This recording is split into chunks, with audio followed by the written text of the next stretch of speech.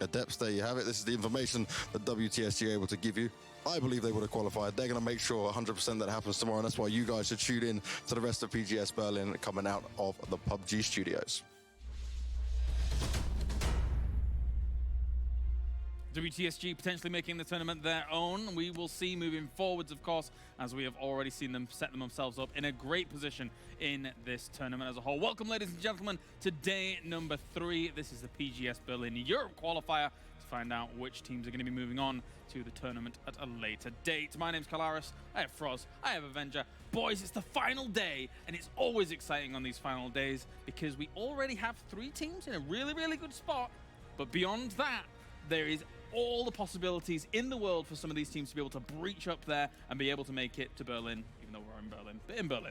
Yeah, and remember, it's the top 6 that will be moving on to the PGS from EU here. And so far, sure, we have 3 teams up there. One, it's a little bit, they're not quite sure if they're going to make it or not with the 100 points, and that is Exalt, but I mean, I'd say they're pretty safe. If I'm at Depths or Tornado Energy, I'm watching the games, biting my nails. Maybe even, we talked to Yannick as well. He was also saying, you know what, I'm going to be watching the games and I'm also going to be biting nails because we have some of the teams that only played one day that had some amazing performances, 50+ points. And if they continue that kind of trend and then we have a team that will perform like Exalt did in day 1, they could potentially take over Exalt or WTSG.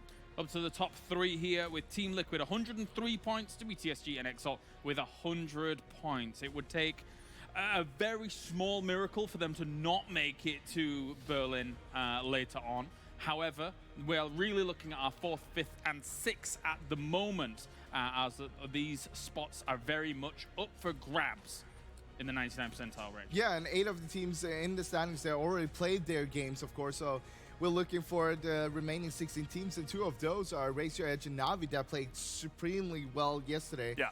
Raise Your Edge currently sitting on the 6th place and Na'Vi on 8th place. I mean, that Impressive. is really good to come into today. But can they keep it up, though? That's the big question. Right. I was actually surprised because I did not expect a team that have only played one day to be in the top 6 already. Well, we were like, I was expecting a little bit that we're like the top 6 after day 2 was going to be the teams that have already played twice. But now we're looking at Ratio Edge, they're actually laughing already because they're already in top 6. They don't need that many points to kind of pass at Depths and Tornado Energy.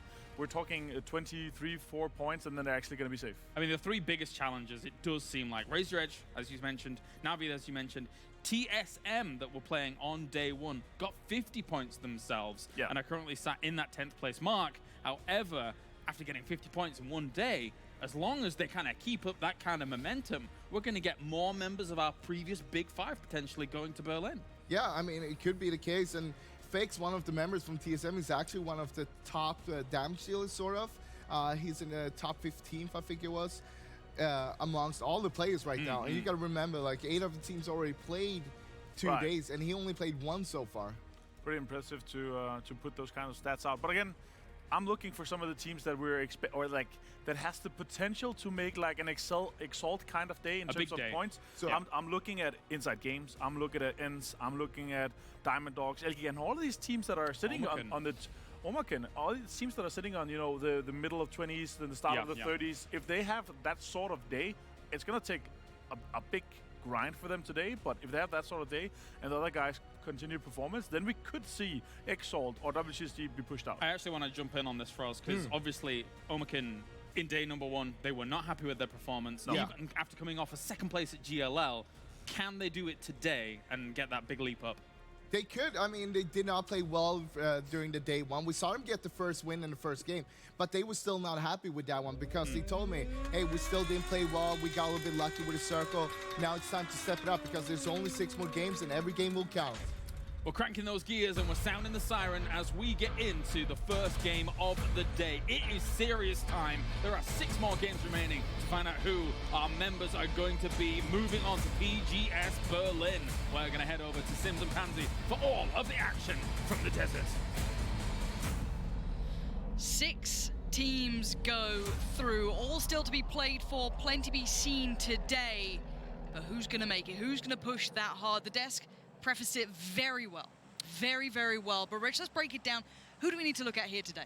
It's all the numbers game, right? When you've only got 6 teams on the board and Plenty of them cannot play today. They're all just sat at home hoping and praying that no one has a world-class performance and knocks them out of that spot.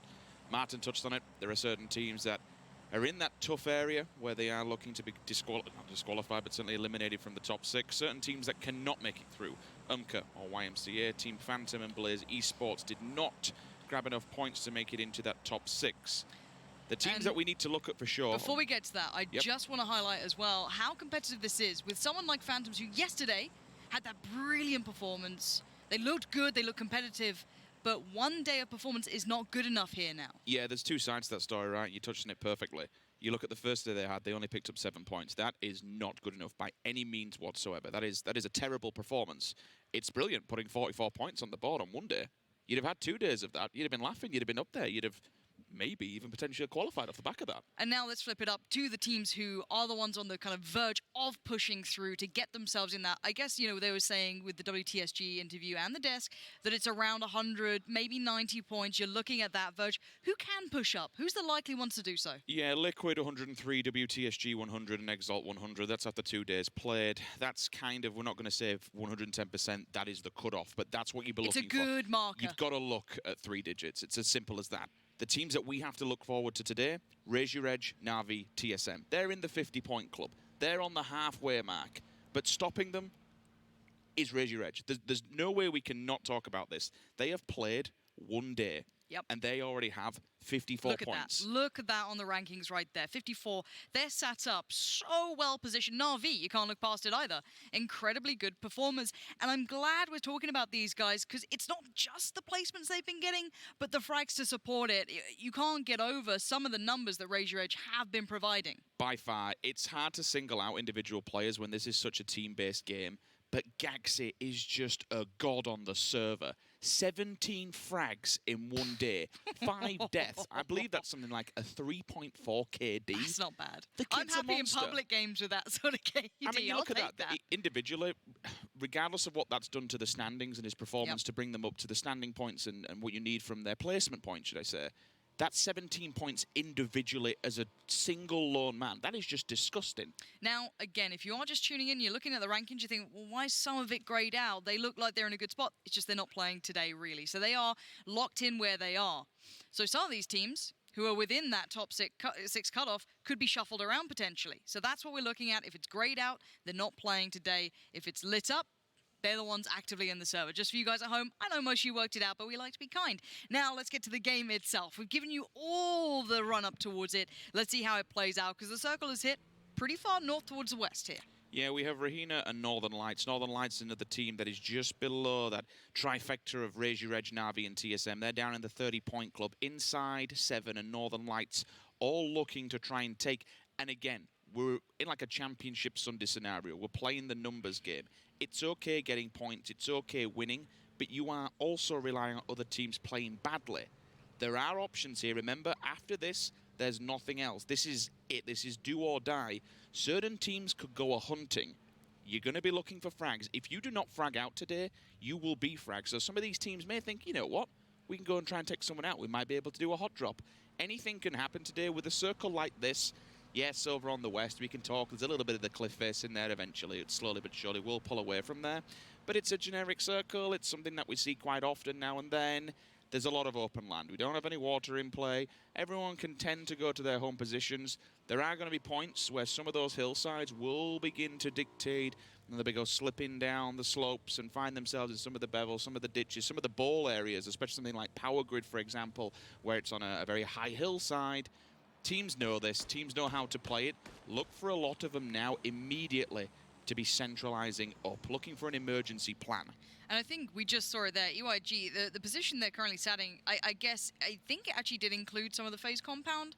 I think they're quite spread apart for now. They have a little bit of a split because they want to keep that territory. It's highly prioritized area. If anyone sees that free, they will roll to it. They will head down that way. It won't be easily available, however. We do see a lot of 2-2s currently from the teams who were already starting off in the west. So it is that kind of territory grab game, and you're hedging your bets a little bit here. The team I want to look at in this lobby, now you could argue they are in a position to get into that top 6 and qualify from it, is Na'Vi. These sort of circles, they do very well.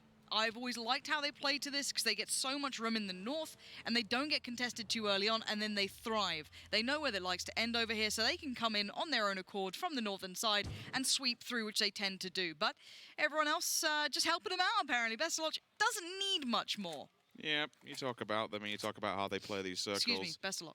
Instantly just gifted a crit. Thanks, Yep. Brendan. I'm sure they'll appreciate it. But you're right, a team like this that likes to sit up on that northwest area, usually see them running the line down the west. They'll take the road and then into kind of circles from the bottom end, the southern side of it. For this one, it's not too bad. They have options because no one else is above them in the north.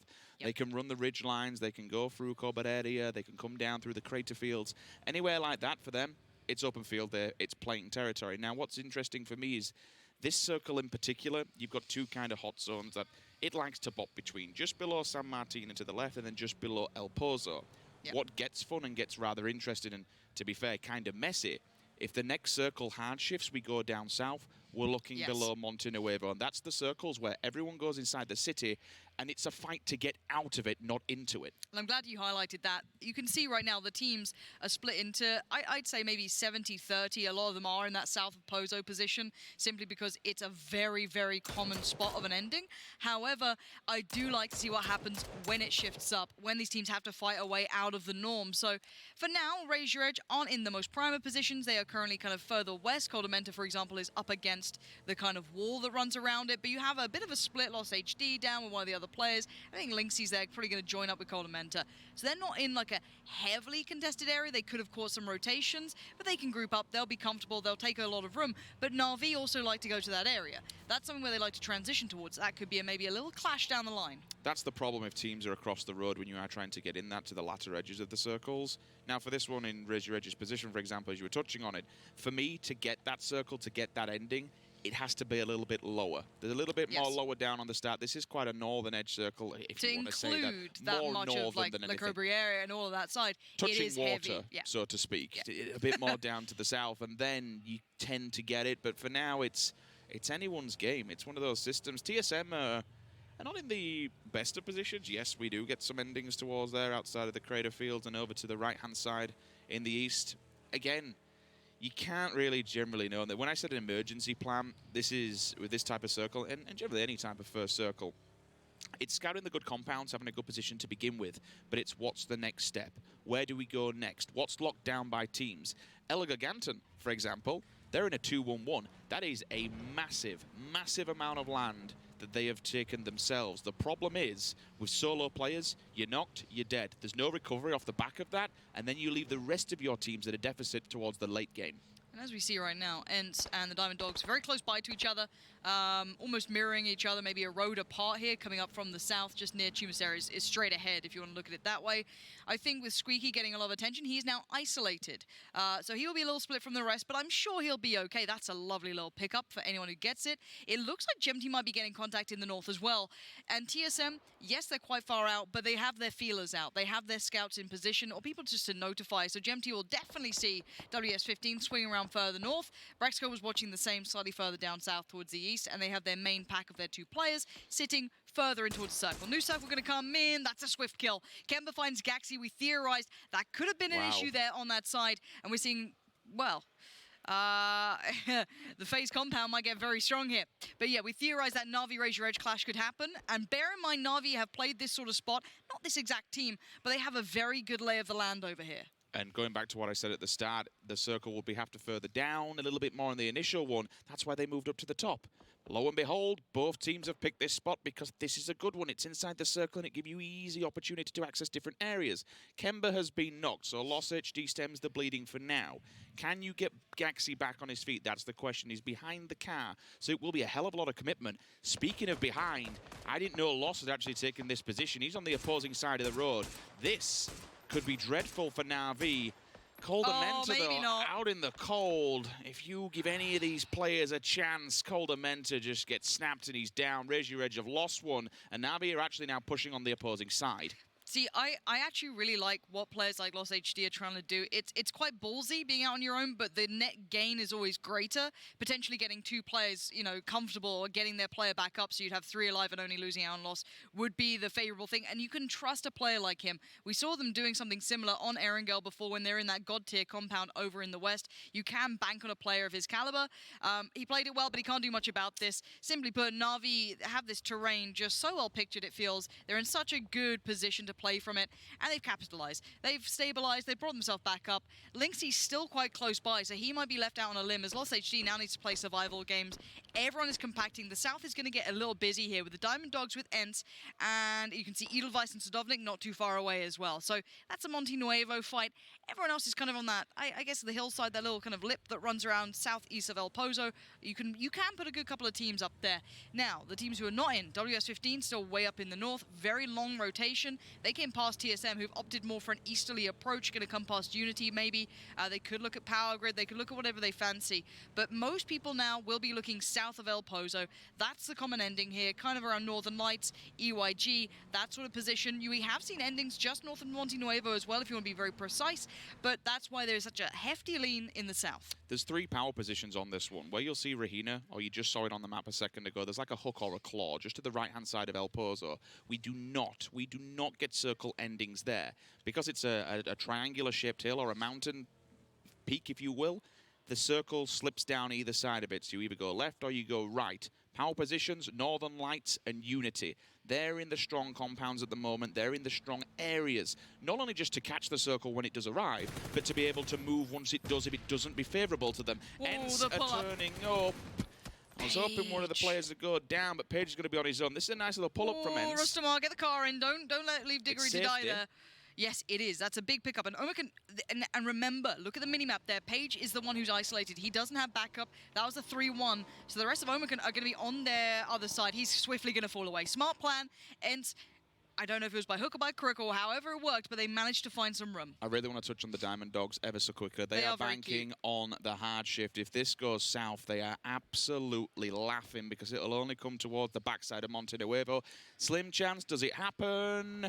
Ooh, no, it does not. Big north play. Now that's surprising. Rahina, look at the position. They have the pick of the land. You can choose where you want to go off the side of that hill. Remember, it's not going to go where they are, but they have to be quick because every single team slowly but surely will be moving them. WS15, they are laughing. They banked on the north and it's gone there. Who else is laughing is TSM. They were slow coming in and they did not have the centralized positions. They've now got a bit of a free shot into a way stronger position than they previously would have had. We've seen a lot of endings kind of around where Fex currently is, but that's not in the circle. So we are looking to see where this goes. Unity could have a nice little position. Maybe here, this is going to be a big shuffle and a big land grab. 16 teams alive, 62 players. There's been no casualties. Everyone stands at this point. So everyone is, it's going to be very, very busy. This is where you're going to see a big culling of players, and already there's the first casualty. Northern Lights claiming point after point. Oh no, this is going to be brutal. Nowhere to run, nowhere to hide. There's no cover up there. You might be just using any terrain, but the car might be the deathbed. It is. And here comes the kills. Ents have suffered already. The southern side is going to be brutal. They're going to be walking into teams in predisposed positions, pre-set up and comfortable. That was a treacherous run. You know, you suppose you've got to get done what you've got to get done, but you have to anticipate people being on top of the mountain and also in that main compound. The barn compound at the bottom of that, it's basically just landlocking people out. To run that one, you've lost 3 players, 3 vehicles, and Lyron just hunkers down and prays for dear life. Ents are also people, unfortunately, that have fallen victim. 7 did go down, one of the individuals, but it looks like they got him back on his feet. EYG were also found. I think they lost a player during that one. They were trying to keep track of it. Yes, they did indeed. 7 just scraping the borderlands down in the south. Same goes for the Diamond Dogs. Unique. Inside Gaming also. Omicron touching base with EYG. They've got to be careful. For Razor Red, remember, there's only 2 men standing, and same goes for Ents. So their teams are going to be working on the western embankment, looking for an entry point. Pozo could be safe. Safety in numbers, safety in cities. You don't have the numbers factor, so just go and hunker down and hope the circle somehow comes towards your city. It might do. Where's the likely endings over here, Rich? I need you to look into that, because we don't often see it shift this far north. It normally sits a little further down by Northern Lights, but again, it could hard shift back down south, and I think a lot of the teams are praying for that, considering how many are simply sitting in that southern side. I'm looking at Unique, I'm looking at the Diamond Dogs, I'm looking at 7. They've got a very, very tricky way to kind of angle their approach. It's not going to be comfortable at all. Now, 7 have the phase area, they have have that compound that is notoriously theirs, but it's not as paramount anymore. I think this could go to Pozo, legitimately. You think it's Pozo close? Pozo between fields, just because we don't see too many, but it's this, exactly where Rahida is, it's what's the problem. That's going to dictate where this one goes, because it can't go central now. It slips left, it slips right. I don't think it go up and down. Could be completely wrong there. Down feels a little bit more out because there's still a part of the hook in there. I would say Pozo to fields, but I've always generally been wrong on this one because it's completely random at the end of the day. Let's take a look. There Boom. it is. It's bang on. That's exactly where it is. Now, if teams have read that this would go this way, they're going to be set up. The fields are a dead zone. You don't want to be running into it. Pozo now becomes the safety net for Ents and Raise Your Edge. Elegant, actually, in one of the strongest positions throughout this. They took the safety of the city, and it's paid off dividends. Now, the south is going to be the bloodbath. That's the next battlefield, because simply put, they can't all survive down here. EYG kind of had everything they started with. They had a really nice position, but now they have to play from it. Sadovnik's already punished one. That's not looking so hot here. And now, can there be any more? That's the fight back, though. Trico is going to at least do a little bit of slowing down of this, but Seven, they're enamored by the idea of just sweeping through this. Even with just two, they had to cross, but you could see Anonymous there, catching the cross, holding his teammate safe while the reload came in. Nice positioning, and they've stabilized. 3 still stand for them, and you can see Krabik is the only one here. Might be able to pick up Tizerin so they can get those numbers back up, but Sadovnik is dead in the water. We always get a couple of battles here because the plateau is really good for information, looking around and seeing what's going on, and more importantly for the teams that have to run this way. Everyone that's down south, this could be the only entry point towards El Pozo without going all the way on the outskirts and upside the mountain. That's Punishment nice. continues. Really 16th nice. place for Seven. Remember, they're a team in that 30-point bracket, so unfortunately a 16th place is going to be bad. It is. Now, I want to see if Northern Lights get a little cocky on this one. They're further up and they're safe. Oma can see them as well, so EYG aren't necessarily out of the woods just yet. Raise Your Edge have suffered. Na'Vi came down from the north and went into Pozo themselves. And we saw that the teams in Pozo were the kind of scraps. You had Ent still with 2, you had Raise Your Edge with 2, now just Lost HD. So Na'Vi can take their time on that. They can work through it methodically. Another team in trouble is TSM, Northeast. I was hoping they'd go on the wide swing around and slide into Pozo, try and find a bit of room. And now we're seeing in the south, other teams struggling. Unique, trying to fold further forward. TSM just lost down Braxco. There can be more punishment. Diamond Dogs are here. Northern Lights are holding the line as best they can. Can the Dogs get into the scrap? Already perfect. Getting a little bit of damage coming in, but there's the damage coming right back. That's be Lampalot down. Where's the trade back in? It's not looking so good right now. The nades are in hand, but if they don't find it in any second, Northern Lights can stabilize. Nice nade comes back in from Calvin. That's what you want. There's a team nade from Tomil. What is going on there? No, boys. Don't do this. Northern Lights now with their 2 players could push this. They've seen the kill feed. They know that there's blood in the water. They want to find it while they can, and here we go. Cleaning through Batulins. Spraying in, finds one in the bathroom. He can't take him down, though. Oh, it was going to be held just for a second longer. But no, the massacre happened. The Dogs somehow alive. Barely. Wait. They can get all 4 players back on their feet. How did he not mop any up? He was looking for the kills, and that's fair play. All of a sudden, we got another team that's lingering the distance. EYG has found that compound is empty for them. They can enter in the back. There's a grenade in Trico's side. If he gets that in one of those windows, all 4 players could be dead. That could be devastating. There's Unique also, who have to get inside the circle, and same goes for IG. Safety, again, inside the houses. For them, rather than running the hillside, it could be the only option. The Diamond Dogs will have to stand strong, get themselves back on the feet, get geared up, get healed, and take yet another fight or 2. Yeah, the Diamond Dogs are just needing to slow down and stabilize. Another casualty of this circle is going to be TSM here. They're in the vehicles, but look at these shots coming right down towards them. That's from the hillside.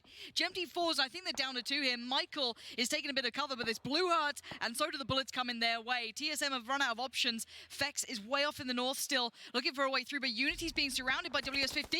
This is without issues further afield. Fex on the bike, trying to find a way forward. He's just going to send it as best he can, try and work in towards the circle here. I'm really sorry, Lauren. We need to look at Na'Vi. This is a big fight now. They're hunting down Lost HD. Remember, they've already killed 3 players of Raise Your Edge. Oh, if they find Lost HD, that is 6th place going out to 8th. That is a massive, massive counterplay from Na'Vi to hunt down the last remaining players. They've wiped one of their remaining opponents off the map. Azrim might be able to get a big nade here. One of the WS15 guys, if they get this right, that could be Unity done for. Orange is already knocked. I think Inocutives realize this is not good to stay stacked. Azrin's definitely seen him. Snoopy just got off the heel, but this could be murder. There's so much bloodshed in the northeast here. It's that kind of dip between these 2 hillsides on the road. Everyone's got vision. They're all so hungry to get Unity down for these points. Instantly, we can see Na'Vi jumps into 6th place. That is qualification. That's what you want to be looking for. If you're above that 6th place, you are going to the major at Berlin. Kemba onto Tixu. The beatings continue. Na'Vi dishing out damage here. Ents, they're broken, they're battered. Na'Vi, they're feeling it. Instant confirmation there from Bestelotch. The nade finds good. Tommel now back on to play with me. Unique did turn up. This has been a bloodbath down in the south. There's been 5 teams here that have fallen. And it looks to me like the Diamond Dogs, they're standing strong. We'll check in a second. Na'Vi is still sweeping and clearing on that western front, but the Diamond Dogs, they're the one picking up the points at the moment, and they're the ones that need them. They're severely out kind of that 6 zone, qualification knocking at the door, but you have to frag out. I don't know how Unity is still standing here. They're the last to make it out of that northeast side. And as you said, the Diamond Dogs are surrounded on 2 fronts. It's not a particularly brilliant position down the line. Unity trying to make the mad dash for it, but they're being picked apart. El Giganton doing it. The Dogs are looking for their next treat, and EYG might just be that. The 2 players stand. They have 7 kills. They held off that first fight, but now the Diamond Dogs, once they've stabilized, have been able to control that south side. Now, further afield, I can't help but look at Omekan, look at towards Na'Vi, look at El Giganton. They hold all the cards here. QBE can still hear Treek up, calling for support. All 4 members, God knows how, of the Dogs still standing. They've been upgraded as well. When you saw the AUG weaponry, 5.56 is a very strong weapon, very little kick, and it shoots like a Batman. Sweeping and clearing, here we go. Depends how much utility we actually see on the opposing side of EYG. We'll hop back on with that fight in a second because it's quite an important one. If they keep on going, they'll keep racking the points, and more importantly, they'll hold a decent amount of land. Omekan could probably oversee them and maybe get involved from distance because they do have range. You can, as I say that, ends. Diggory goes down. Vascu, that's the range I was speaking about. The K98 with the scope on the back. That's where they want to be. They put that player up in the hillside. He could be a nuisance to individual players or teams with just 1 or 2. Third party and from these boys from Omekan is an absolute reality right now. They are going to cause so many problems across this map. And more importantly, you can keep Vascu up there. The mountainside still in. Stick the sniper up there. And he's just going to put bodies in bags. Here we go. This could be the push. Entropy Gaming, there's a trade going back in. Good work from Sims. He's not let that get too far away from them. And the push needs to continue. Tommel's fallen, but they stand. Can they recover their players? It doesn't look like they can. They're being piled in on from further afar. Inside Gaming have just found the spots and they've claimed the points. The Dogs now are down to 2, I'm pretty sure. Lampalot and Simsy, the only ones standing, and they're a mile away from the circle. Na'Vi are the kings of the hill. They have everything they need up here, and they can get those picks, they can get those spots. Omekan, strong position, you said it. They have that hillside. They didn't fancy it. They want to play for down the line. They want to play for further in front of them. That's a good idea. Now, in the northeast side slightly, El Giganton, WS15, and ETG still fighting for territory. Simsy and Lampalot have to deal with 1 individual player.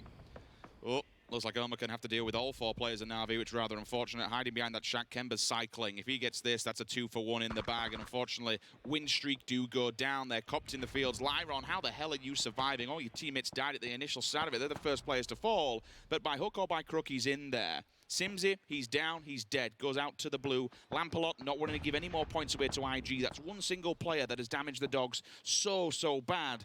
I do have to raise the question of how far and how much further they could go for the simple fact of Rahina and OMK are still sitting on that southern side. There's not a lot Lampalot can do here. If he can pick up the point in the placement, good job. Happy days. It will continue and at least give them a bit of a buffering. But unfortunately, he's in a very tight situation. Omekan, the bombardment continues. Kemba's, it looks to me like he's got a molly. If he gets that in there, they're going to be dead. For now, though, they can't really move, and nor can they actually get support from Vascu. He's got that sniper, but really, El Giganton are up on the ridge line. He's from the building. They have an elevated line of sight, and more importantly, they're pinned in. All these nades are just raining down, aren't they? They're not going to stop either. Ival is so lucky to be alive. That bike almost took him down. Now, Paige, Ival need to try and stay alive. It looks like Na'Vi are getting ready to push this one as well. They're considering, you can see the nades. That's what they're trying to do, trying to find a way forward. Na'Vi are a good team of them planning ahead, but it's a hard run for them. They need to depend a lot on Bestelotch to be able to spot them over. There's the nade. This could be go time. Here comes the push. They're sending it. Omekan need to be ready for this one, but El Giganton might slow this down. They can see the cross. Masterlek could ruin everything for Na'Vi here if he keeps landing those shots. They found a bit of cover, but it slowed the push down. Na'Vi's approach has now been hindered. forward. They forgot about that factory building. It is more elevated in the position that they're in. We know that Pozo is on a bit more of a hillside, but this particular place where they are and where they're playing off of is fantastic for viewership across the map line. Morpheus is going for a run, doesn't realise that Lyron's there. This could be a free point for Lyron should he be able to get it lined up. He's only the player that's surviving, and that's why he's stuck in. He's hiding, he's tanked in. All his teammates fell early days. And for him, he's just playing for placement. There's not a great deal he can do. Smokes will go up for Morpheus and maybe give Elgiganten the route they need inside this circle because we are in the fields. This is going to be deadly. This might actually play favourable now for Omicron because Na'Vi and Elgiganten, they're the ones who have to come out from the hiding spots. Now, if I'm Na'Vi, I'm going to sweep towards Elgiganten because they can't get ahead otherwise. And Vasquez just made that a lot easier from further afield. That Car 98 is going to ring true and Na'Vi should just push this. They've got the information. Looks like Senya and Bestaloch are the two to try and make the play happen quickly. Elgiganten still trying to get past and ensure this area. Knorkis is making the run. He's on the bike, getting out there. Do they shoot yet? They might wait to ensure that they can follow behind them. That might be the smarter play. Na'Vi playing the long con here. That's a good idea. I like it. There's still two players up at the top. Now Elgiganten start to fall. There's a point to be had. They're going to go for that. Bestaloch gets it. Elgiganten starting to suffer here. Trying to transition away from this spot is very tricky. Let's not forget that Page. Bestaloch, here we go. Page is still here, Lauren. They didn't deal with him earlier on. What kind of damage can he do to Na'Vi as they come out from Pozo? They've had the safety net for a while. They wasted so much utility on taking him down. They did get 1 point from it, but leaving him standing like this, his teammates are inside the circle. If he can stop Na'Vi getting in here, if he can stop other teams doing any damage to his teammates, he can't. The tab hits it on a dime. That's a big, big frag to take down. Even knocking him out of that position now gives a bit of breathing space, but my word, the northern edge of this circle is completely open. This is going to be chaotic for Na'Vi to get into. Yeah, this is going to be really hard for Na'Vi. They're being kept alive right now, alone by Smokes. There is a little bit of terrain they can work with, but you said it, Omicron are the problem. And if no one pressures them, there's going to be an issue down the line. Now, Bestaloch is just taking fights. He is going to be using his gun as cover, basically. Just going to run and gun, keep him under fire, under pressure. He needs to land this. He sees the head and he gets it. Na'Vi going to now make the approach. They're going to push further forward. And yes, they've lost down Senya. Yes, they've lost down numbers, but they've still controlled the northern side. Marsalek is knocked. It's Ghost Star alive. The revive comes in. The last utility being put down. Bestaloch's nade is landing. He is fighting full force for this. Na'Vi pushing forward again, taking names as they go. Omicron are down to 2 in the south. We see Rex down in the southeast with 3 alive. They are very well positioned. Na'Vi with 12 kills is a huge performance for them to get off of that plateau and allow themselves into this brilliant position now where they can maybe get some viewership from Bestaloch on the outside of the circle. Rahina, remember, they went to the top of the hillside. They were quiet, they were patient. And when it was time to strike on the circle, they just bombed it central. They've been sat here waiting. Not many frags in the bag. Well, saying that, actually, 5 isn't too bad. So clearly they've been scraping up all the bodies that have just been praying to be revived by their teammates. Didn't come through, so 5 isn't that bad. There's still a team of Na'Vi players in front of them, and that's kind of what's dangerous, because Na'Vi know this is do or die for them. If you want to make it to Berlin, again, the placements, yes, top 3 is great, but you have to be picking up these kills. They'll be feeling good off of the back of completely eliminating Regi Reg. They have taken them successfully out of the top 6 and just switched places around. Now, let's look at the new circle hit. Bestaloch isn't quite in yet, so he's going to have to look for how he wants to approach this. Vasku for Omicron. Prone down. Should be safe enough. I don't think anyone can see it too easily. It's a little bit of a plateau. If they see a backpack or something, sure. Omicron are pretty safe here, but you can see everyone is looking for a pixel out of place, and it's going to be as simple as that. Once this circle comes through, that middle ground, if you want to look at who's got the better position, if it does sit, right towards it, maybe Na'Vi. They've got quite a central spot right now. Vasku's working on it. He wants to try and ensure something down the line. Yeah, we got the Bushwickies out here right now. The sand-coloured ones in the cornfield, you can't really ask for any more better, can you? If they got level 3 gear to boot, they're going to be awful to try and take down. I'm seeing no chest on Bestaloch. Groza, level 3 helmet, but it is damage. This is where Vasku needs to hit the world with the Car 98. You tap one of those boys down, hit the level 3 at this stage, it's going off. Centralising up for Na'Vi, 2 players encroach. Bestaloch still holds the back of the line. Na'Vi looking forward to Rahina at the moment. This allows Vasku and T-Bone to move up to a better spot amongst one of the bear. The hair barrels in the box. Nades are alive. Blue is here. Time to go. Smoking out Na'Vi. I like this. Throw the smokes towards them and deny their vision. Good use rather than just putting it in front of you so you can run through it. cut off and build a wall. Omercan have done the same. They put them behind them, which gives them a bit more of a leverage towards the central lines of the circle. T-Bone still sitting backwards of Vazku. Vazku scars out, so he's clearly not going for the headshot on the K9. Gilly Boy is wandering at the moment. Tab cycling through Molly's, wondering how many's just alive. Jupe will give the info to Na'Vi of OMK's position. Honestly, it's still a bit of a stalemate. Smokes are beginning to wander out. And again, just blocking off vision. Allow movement. Central point, no one's really nearing everyone at the same kind of distance. Yeah, and with best of luck and all these boys gillied up, looking dangerous. It's like the spice mines on Kettle right now. Yes, I've been watching Star Wars, but look at this damage from Na'Vi. Can they sustain? No, there's a frag back at least, but Temi is doing everything. That's 2 kills. Best of luck goes down. Kemba's gone down. It's all on Tab, and maybe Tab is just enough. But Omercan, they want a bit of it, and now T-Bone has to get in on the battle. He's got the spot. He knows where he is. It's a 1v2 here. Tab holding back. Extended from the rest of his teammates. 1 versus 2 scenario. T-Bone taps him, hits him in the head. Oh boy, Vazku, 1 versus 1 scenario. 15 kills is pretty damn good for Na'Vi. A win would be incredible here. No vest. He's down to just the helmet. He's going to confirm towards T-Bone. Oh my Tab! word! One absolute animal. Na'Vi just played out of their minds. That is a welcome to the final day here. If any of you want to qualify, get past Na'Vi. They just set the bar so high. We can't quantify how big of a game that is for Na'Vi. Coming into this, they were just outside of the top 6. Let's kind of assess this one. They take out Raise Your Edge in 6th place, one of their high-end competitors. They eliminate them, knock them out early, no points for them. Pick up 4 on the way. Instantly, and I saw at one point 15 kills. I don't know how many more they picked up in total after that, but that's almost a 30-point game. That was nuts. That is mental.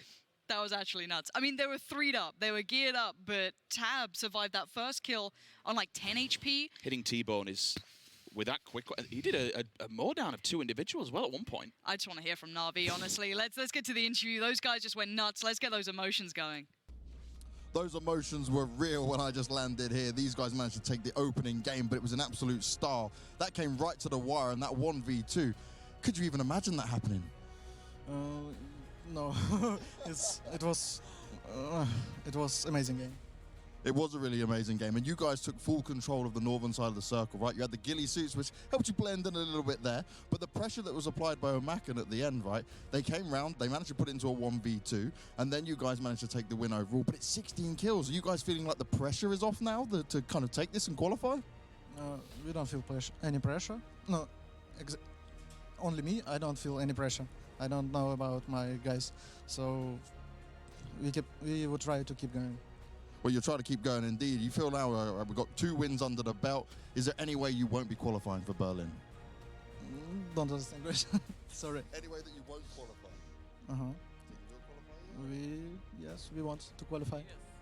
I'm sure he wants to qualify. Besto does also want to go to the toilet, so we'll just wrap this up and we'll continue it moving. I'm trying to get the most out of him either way. James, back to you, mate. It was a blinder of a finish there for Na'Vi, especially the tab towards the end. And that, with those points, unless something catastrophic does happen, that's basically a qualifying game performance. That was insane by Na'Vi there. Joining me, I have Frost and I have Avenger. Gentlemen, what was that? Especially those flicks at the end. That was some stellar stuff. I mean, sure, it was some nice flicks in the end from the tab, but it was overall the whole game from Na'Vi playing aggressive from the start. Yeah. We saw them crashing towards Raise Your Edge on the west side very early in the game. I think it was circle 1 or 2. They got 2 of the Raise Your Edge and just kept on going north after that and basically just wiped out everyone. Yeah, exactly. I was a bit worried when Temme from Rahina, he double tapped 2 of the Na'Vi members with the mini. Double tapped headshot as well, like to knock them. But the tap in the end, he really cleaned up well.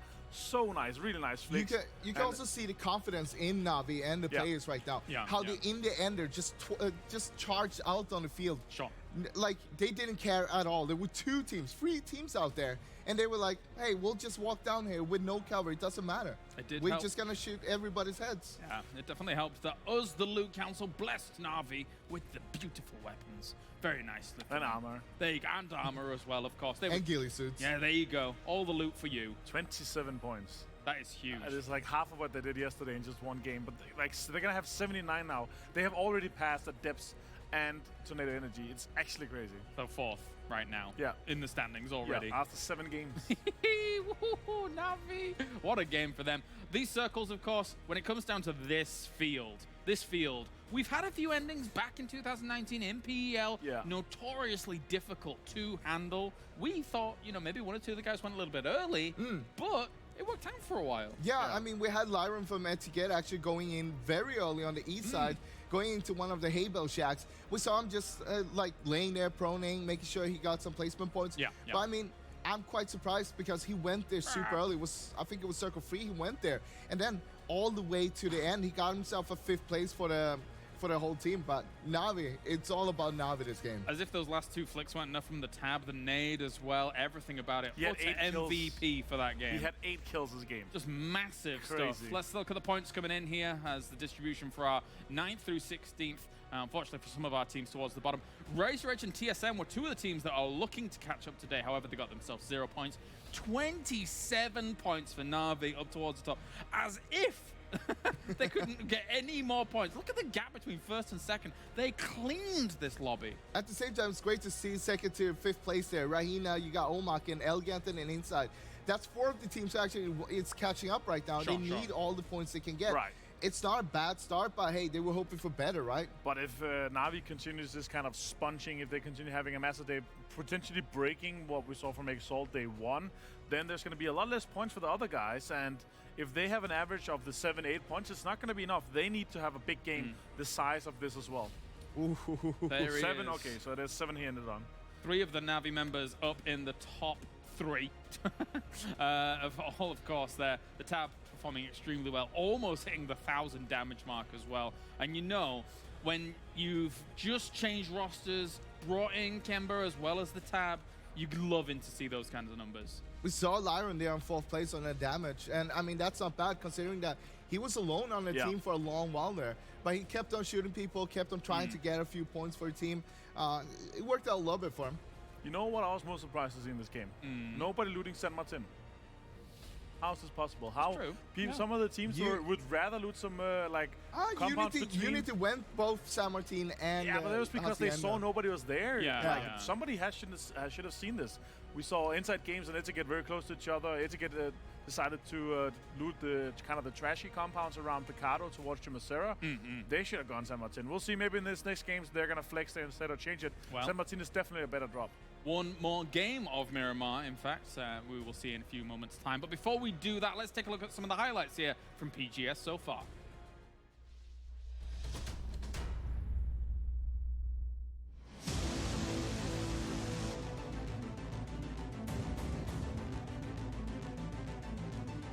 Liquid have found YMCA, and I tell you what, this could be dangerous. All these players are setting up in vehicles.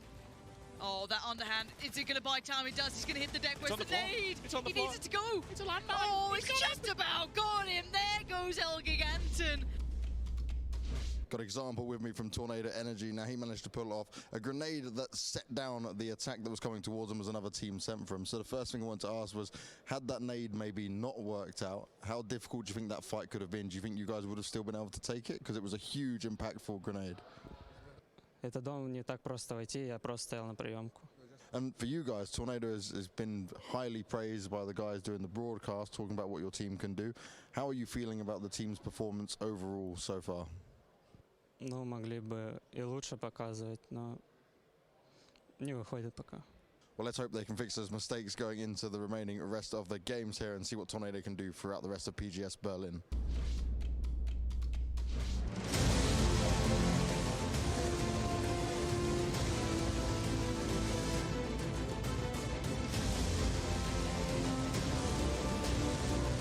I don't think it's going to be great. No, and I don't think they found a way in. Those smokes might give them a small avenue. Let's see. Again, they've managed to stay alive for now. Melman's going to make the run. He's working for... Ooh, okay, just gonna sit in the Molotov, I guess. They're gonna give it up. To the blue. Yeah. Fair enough. Job done. Na'Vi, well played in the end. All right, we're going to go for another highlight here at PGS of Berlin. I've got Besto with me at Na'Vi. Now, the game you took in that win, obviously you guys had a lot of control, but I want you to explain to me just how you kind of dealt with that situation and made sure you didn't end up losing it in any way. When we see circle, we just trying to hold them, and our communication was like just hold our positions. We have a circle, we have a center, and just kill them. That's all.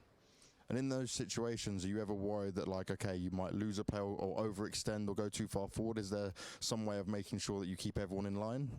Yeah, sure. We just stayed in line and hold them. Keep them in line, hold them, take the win. Yep. Easy stuff. Yep. Just Besto things. That's an easy way to look at this highlight. That's an easy way to grab a win.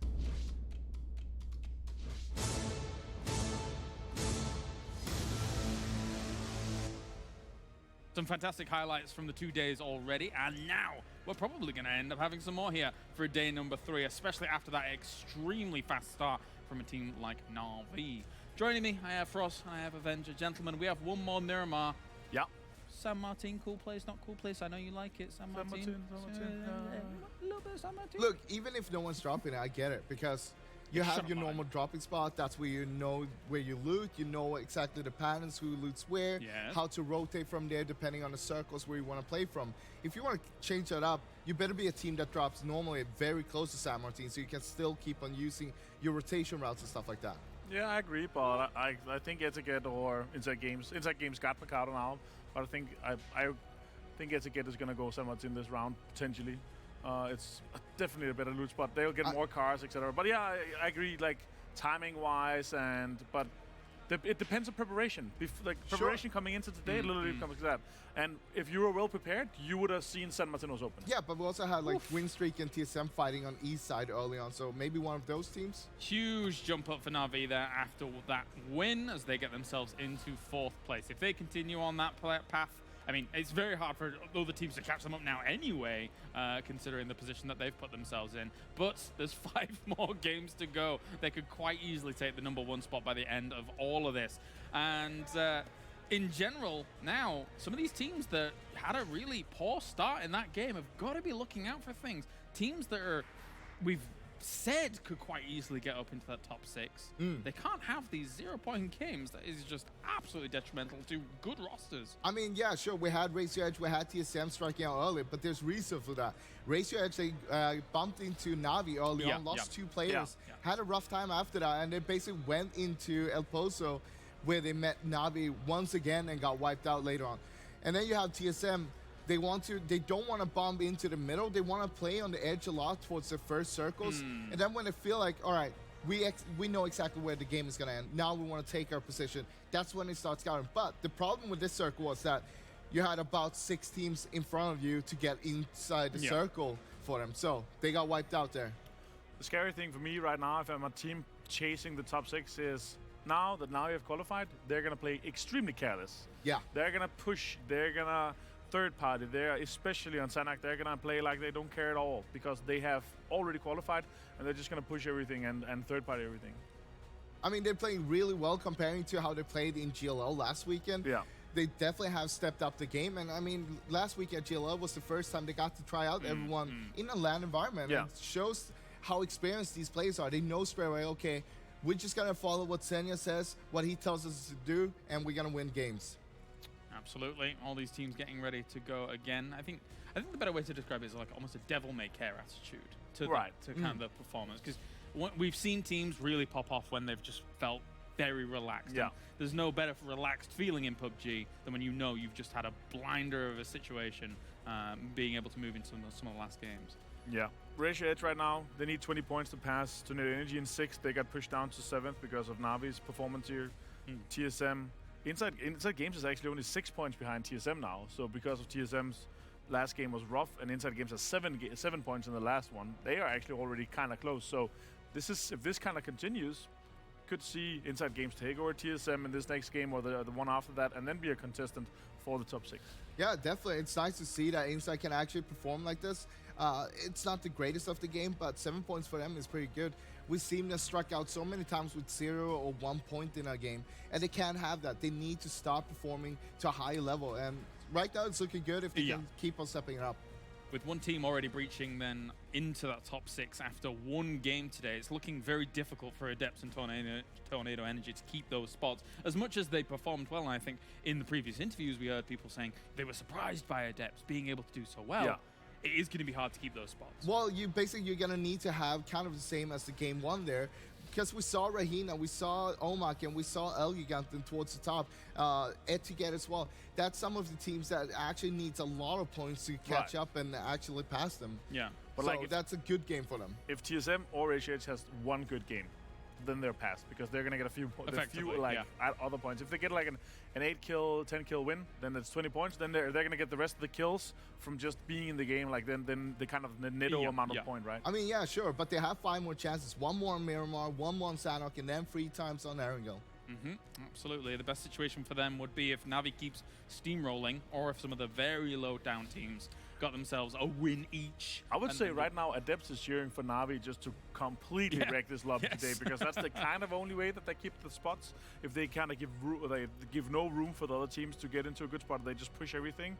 But we'll see. Also, Navi could potentially say, you know what, we actually there's some of the teams that we're playing close to that are close to our drop spot. They could potentially take some of that away or contest it. I doubt it. Rarely that happens, especially from Navi. But if they're looking to kind of upgrade their loot spot, that could be a chance to do it now. Small moments before the game starts for us. Thoughts? I mean, Navi is basically a team that has qualified by now. Now they have the chance to choose who do you not want to qualify with you. Yeah. And basically, someone's interrupting them with rotations, with loot patterns, stuff like that. Get them out of there. You don't want to shoot at a Navi that is rotating right now, because they're going to stop and they're going to shoot back. I mean, you don't need to hot drop them, but you can set up a trap. You can go to locations that that team normally would play. If you're Navi right now, everything's in your hands. Absolutely. And what's in the hands of us now is one more Miramar game for the tournament to find out who is going to be moving on to PGS Berlin. Get ready. It's time for our Miramar match. We're heading over to our commentators to bring you all of the action once again from the desert, and we will see who is going to be able to gain favor when it comes to the points. Sims, Pansy, enjoy. Thank you, and if their last game is anything to go by, we're in for some great matches today. Na'Vi have set the bar incredibly high.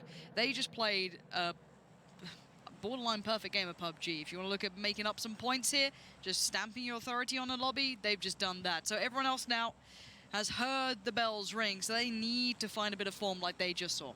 There's a bigger picture to this one, and things could not have gone more perfect for Na'Vi. Not only did they have a 27-point game, which is just phenomenal by any standards of PUBG whatsoever, but their 2 closest competitors, both TSM and Reg, had a 0-point game. All those teams are in that 50-point club vying for 6th place. And Na'Vi says, well, you know what? We'll sweep one team away, the other one's fallen. Let's just take full advantage of the situation. I liked what Martin and Froz mentioned. Now Na'Vi, they do play a little bit reckless. They are aggressive, but it's combated aggression. When you watch them, and we were speaking about it, Bestelotch just does whatever Bestelotch wants. Yeah. But it's not stupid. It's always calculated. It's always risky. But he has such a great temperament. He can do whatever he likes, and his control and his ability. Yeah, win streak actually. What? Up this end. What? Navi's like, no, we won't have any of that. It's fine. What the heck? Fine. When did they go there?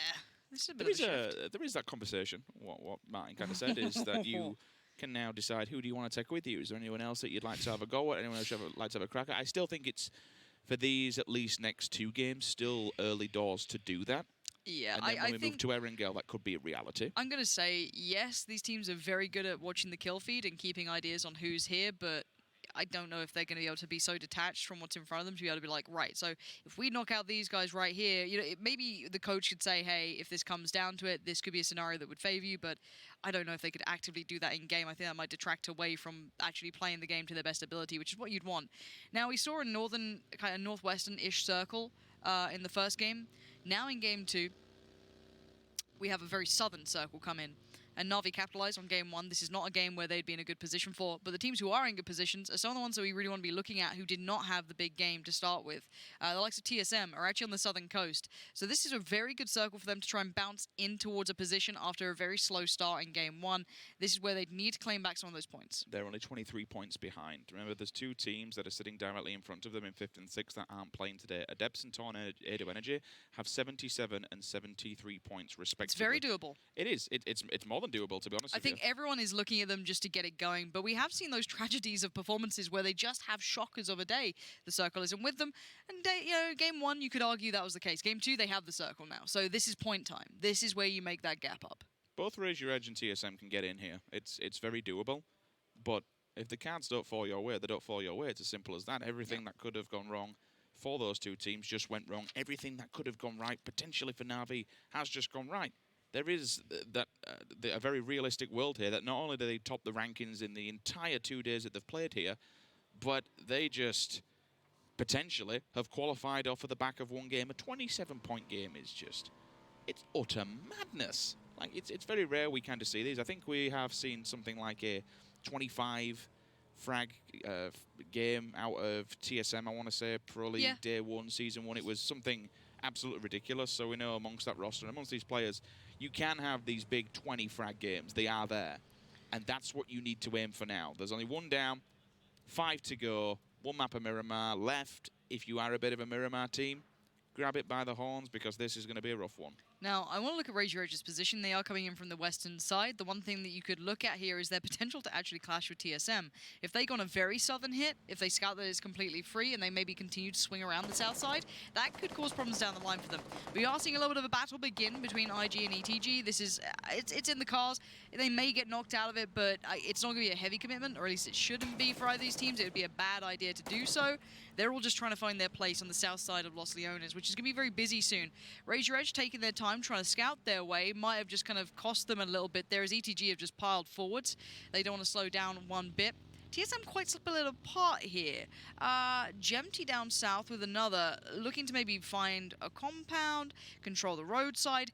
This split's dangerous when this area is about to get very busy. A lot of teams will look for this. No one's really going to go, my ideal position is Los Leones, because simply put, it doesn't often end there. It often ends south of Los Leones. So to be in this kind of 2-on-1 is a little risque for me. I'd rather than maybe pull it back in together here. They could get away with it for now, but with Brexco getting contact, you might want to start pulling yourselves in. You could call it a bit of a ring of fire around Los Leones. There are multiple areas that this circle could be falling, multiple positions and weird and wonderful patterns it could be taking. Yes, we have had the few and far between, but we have had Los Leones city endings. It takes a lot to get there, and when we see them happen, it's damn good fun. I'll always remember Gemty on top of a building and G2 just murdering people inside from city limits and all the way up in the scaffolding and various other bits and bats. A lot of elevation you can take control of, but generally speaking, all around Los Leones, it can go anywhere. One of the hot points and one of the hot zones that we do see a lot of is below Impala, that coastal line, the coastal area. Again, it's difficult, and the hit circle has to be favorable because of the water settings that we have, and because it likes to tend to pull away from water.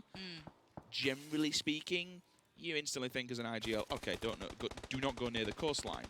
But given how these circles work, given how this terrain is, we do see below Impala kind of where Unity will be passing, maybe bopping between them and ends. That's a really, really nice area. To take that compound, there is a downside to it. There's a lot of rock faces, and you can't directly just eject out of it. You have to go on the roads. If people are setting up an entrapment, you're going to be in danger. They're going to be tagging you up on a way.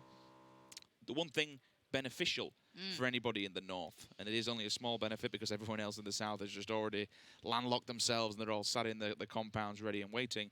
The only beneficial side is that the southern to southerly western area is going to be open. La Bendita, top of Los Leones, so you should have an easy entry point. You shouldn't be finding too much contact on arrival, but still, it's going to be a late arrival, and that's what's going to be most difficult. Yeah, Na'Vi pretty far out in the blue here. They'll be working in late. They're not against that. They had a weird drop considering someone landed with them. So I'm not too fussed about Na'Vi for now. That game one was great. We'll look at them down the line. We need to look at T-Bone, for example. I think a little bit of attention from the Diamond Dogs there.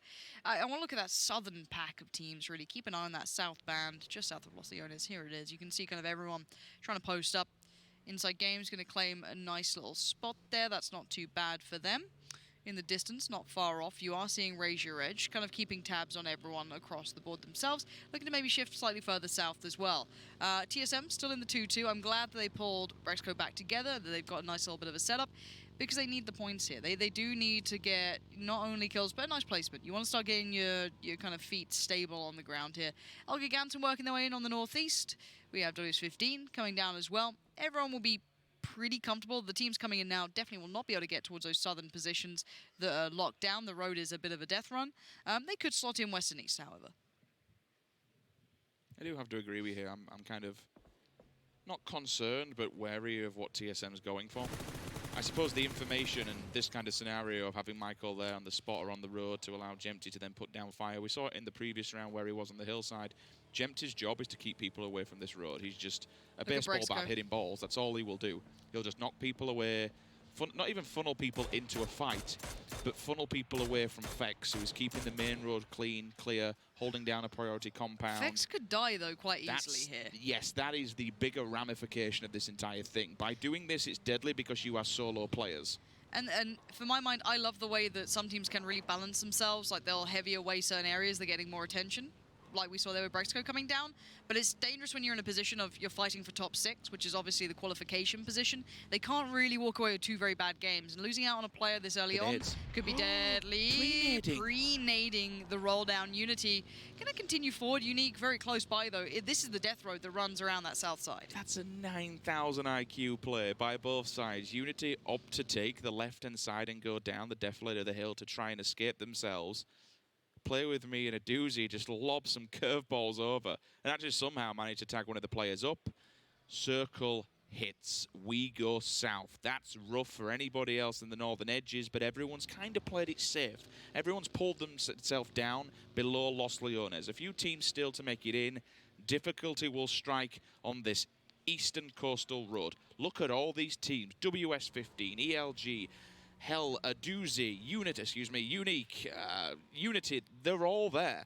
And more importantly, when Rahina turns up, they're just going to get involved in this mismatch. We saw it on the previous round where it was on the cabins and the kind of the barn area towards the southern side of that entire field. We had 5 teams compact together and just ultimately just self-destruct one another. We may have the same function here on the northern edge of this circle. Inside Games losing one of their players so far. They're further towards the northwest of this. Maybe just a pick. That should be a pickup. I don't think they're split too far away from each other. Squeaky. The cars just aren't your friend today, are they? I was watching him in the scrims today. Imagine a proper car up on the side of a tree. It was pretty impressive. Raise Your Edge condensing themselves here. They've actually put themselves back together. They did have a bit of a 2-2, but they've actually pulled their players into one position. TSM have maintained a 2-2. They are in the vehicles, though, and I'm not sure how they want to play this out. It gets very risky because now they can't really comfortably pull their 2 players or a solo player to the other. So you start getting more and more committed towards the positions you're in. Northern Lights have just lost a player and flushed as well. Ent's going to claim that. We see everyone piling on that eastern road, trying to head down and claim anything possible here. And that's because Ents have gone for the 2-2, which kind of just defends themselves. Gives them a huge amount of land between them that they can just lock down. Stops anyone coming onto this plateau, which you saw. That would have been the initial scout, the dead guy on the floor there, just to see what's what. Marcella can Ghost down. They'll take a decent compound, but again, if this circle isn't favourable for them, you're going to have to go uphill, so it can be a bit of a boxing if you're going to be laying around the southern edge of this coastal road, coastal area. Unity, the rest of them have all regrouped. TSM still going for a dangerously large 2-1-1. Michael on his own, Jempty on his own. It is bold. See, theoretically, it's a really good idea. Like, in theory, if everything works out for you and you can hold it, it's so beneficial, but the danger is there. It's definitely there. WS15 getting contact with Giganton. That's in the northeast. That's just on the precipice of entering the circle. WS15 might need to look for some other options here because I don't think they're going to find an easy way in against these guys. Giganton have a 2-2, slightly further down south. Down east, kind of on the lower side of this. Going to see Maxi trying to make a move for it, and Knorkis would have found that. This noise is just making Rahina fall into a 4-man stat. Oh, what? Well, that's a pull-up and a half. Tommel just batters the deep with the cars, a battering ram. That should be an easy point for now. Talk about a breach and clear. That's how you get it done. Ooh. Simsy and Calvin tagging one up. Make sure you don't drop off the cliff face, otherwise that might potentially kill you. But yeah, if you wanted to breach and clear a building, that's exactly how you do it. Oh, this nade from one of the players. On the side of WS15, if that's good, you might see a double kill in the kill feed. You see one Ghost Star damage, decides to run. In fact, they both got out alive. You lucky, lucky boys. That must have been just a very quick res. Yeah, somehow pulling that off was surprising. Ivil getting himself into this, as sadly for the Northern Lights, they seem to be being picked on here quite a great deal. They got forced out of their home by the Diamond Dogs and then into the loving arms of Omicron, so they're going to be happy to pick up anything.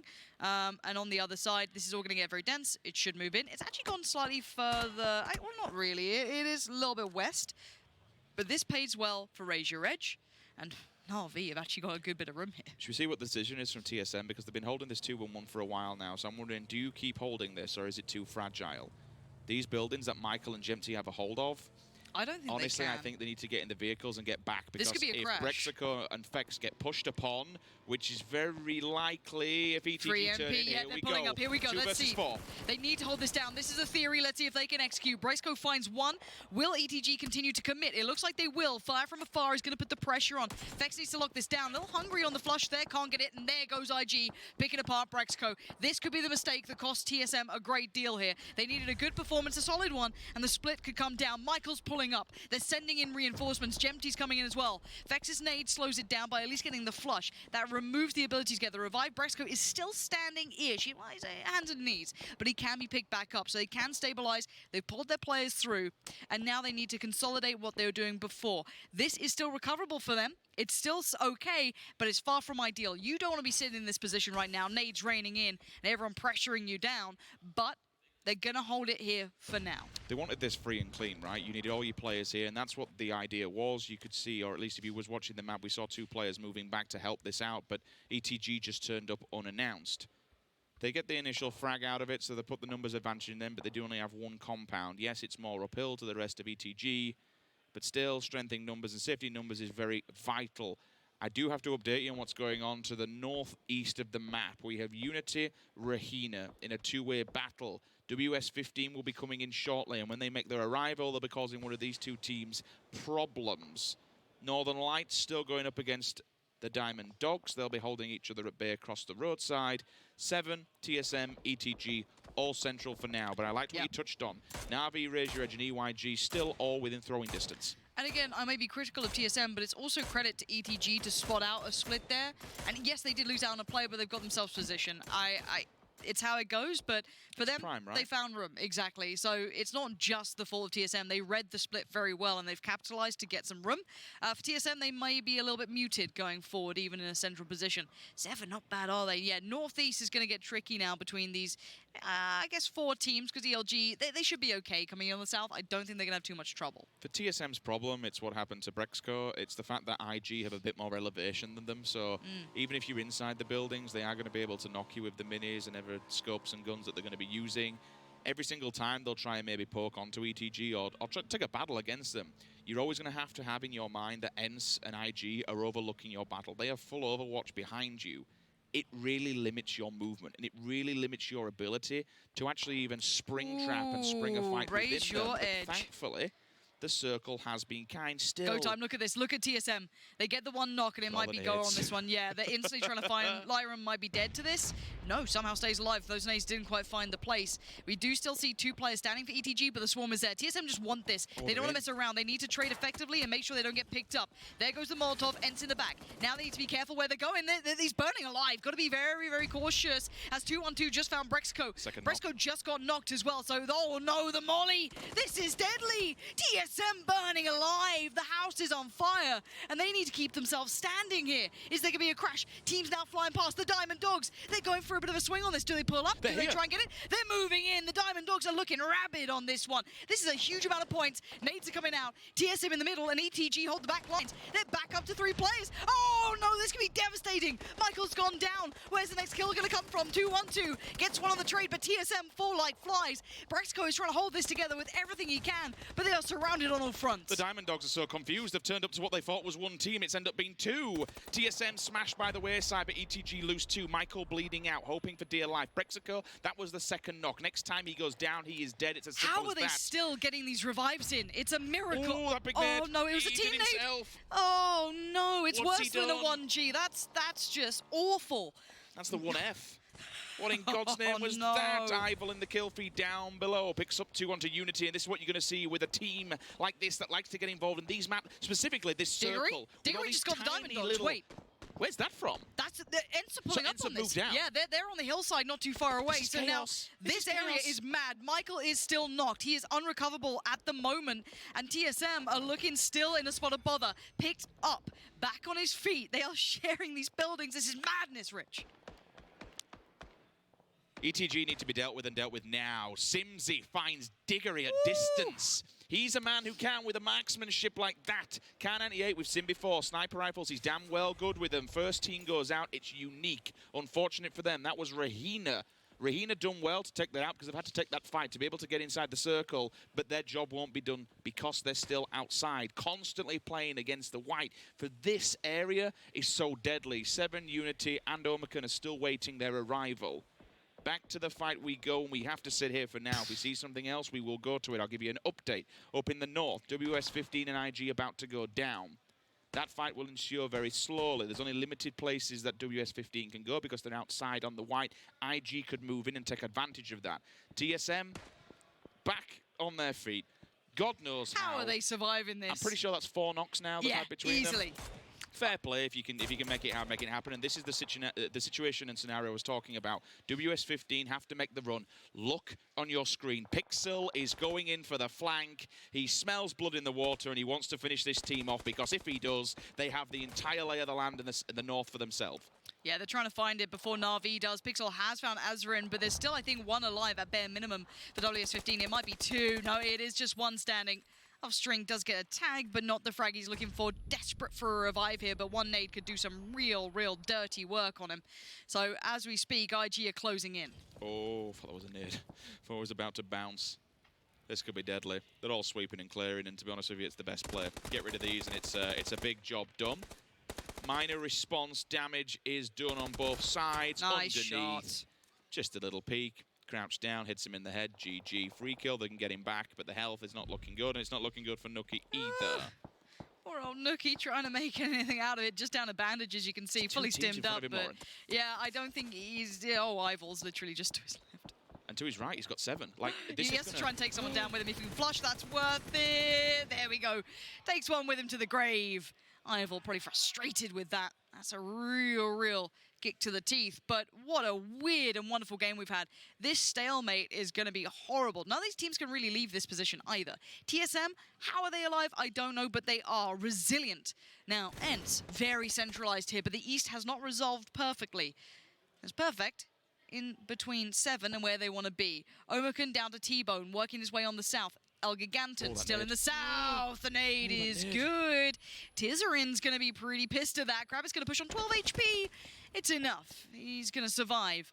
And the blue on the back, they do need to move fast, though. I suppose this is the only issue when you see shots going off like that, and it's the same scenario for Nookie going onto Ivel. It then rings the dinner bell and tells 7 Omicron's position, to be honest. Krabic and Cope, they have to go. TSM outside the back of the window will be drilling them and hoping that they can take them down before getting centralized. Raise your edge, they are central. Na'Vi and Ents, it's a battle that will be opening up shortly with the next circle. They're all on this really rough terrain through the old trenches of the riverbeds. Playing it low and slow, that's the name of the game in that kind of topography. Oh, you can't peek anything at the moment. No Krabic, chance. stay down. Just don't. The terrain, the verticality that's currently being held by a couple of teams in the north is going to be big. Diggory's just found Pixel, though. That's IG not continuing on the west, but going further north. And now Na'Vi are hearing all this, seeing all this. This battle is about to get mad. 7 are being slaughtered. Tomil's found Squeaky. That's from that awkward compound stalemate. And look who's lurking here. T-Bone about to find a way through if he fancies it. Hasn't been the best of games for Omicron so far, losing so many. Diggory continues the assault onto IG up in the north. Ends, though, this is the bigger problem.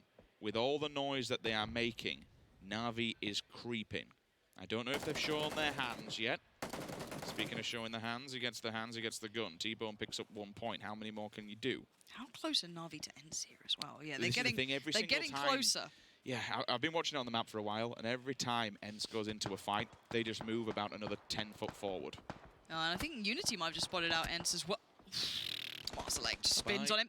And here we go. Na'Vi and Ents very close by. They are being defined by very little. And I think the high ground holds with Na'Vi, but not by a great deal. And it's actually pretty dangerous to peek these low ridge lines. Nades are good, though. And they've got a few more to put down. And Molotov there for Kemba could do well. And they're going to be encouraged to push here. But you can see the Diamond Dogs do have angle if Na'Vi crest. So it's not a simple scenario for them by any means. The Northeast awkward stalemate is still in the circle somewhat. TSM putting Jempty to work, though. He's out of the building and looking for options.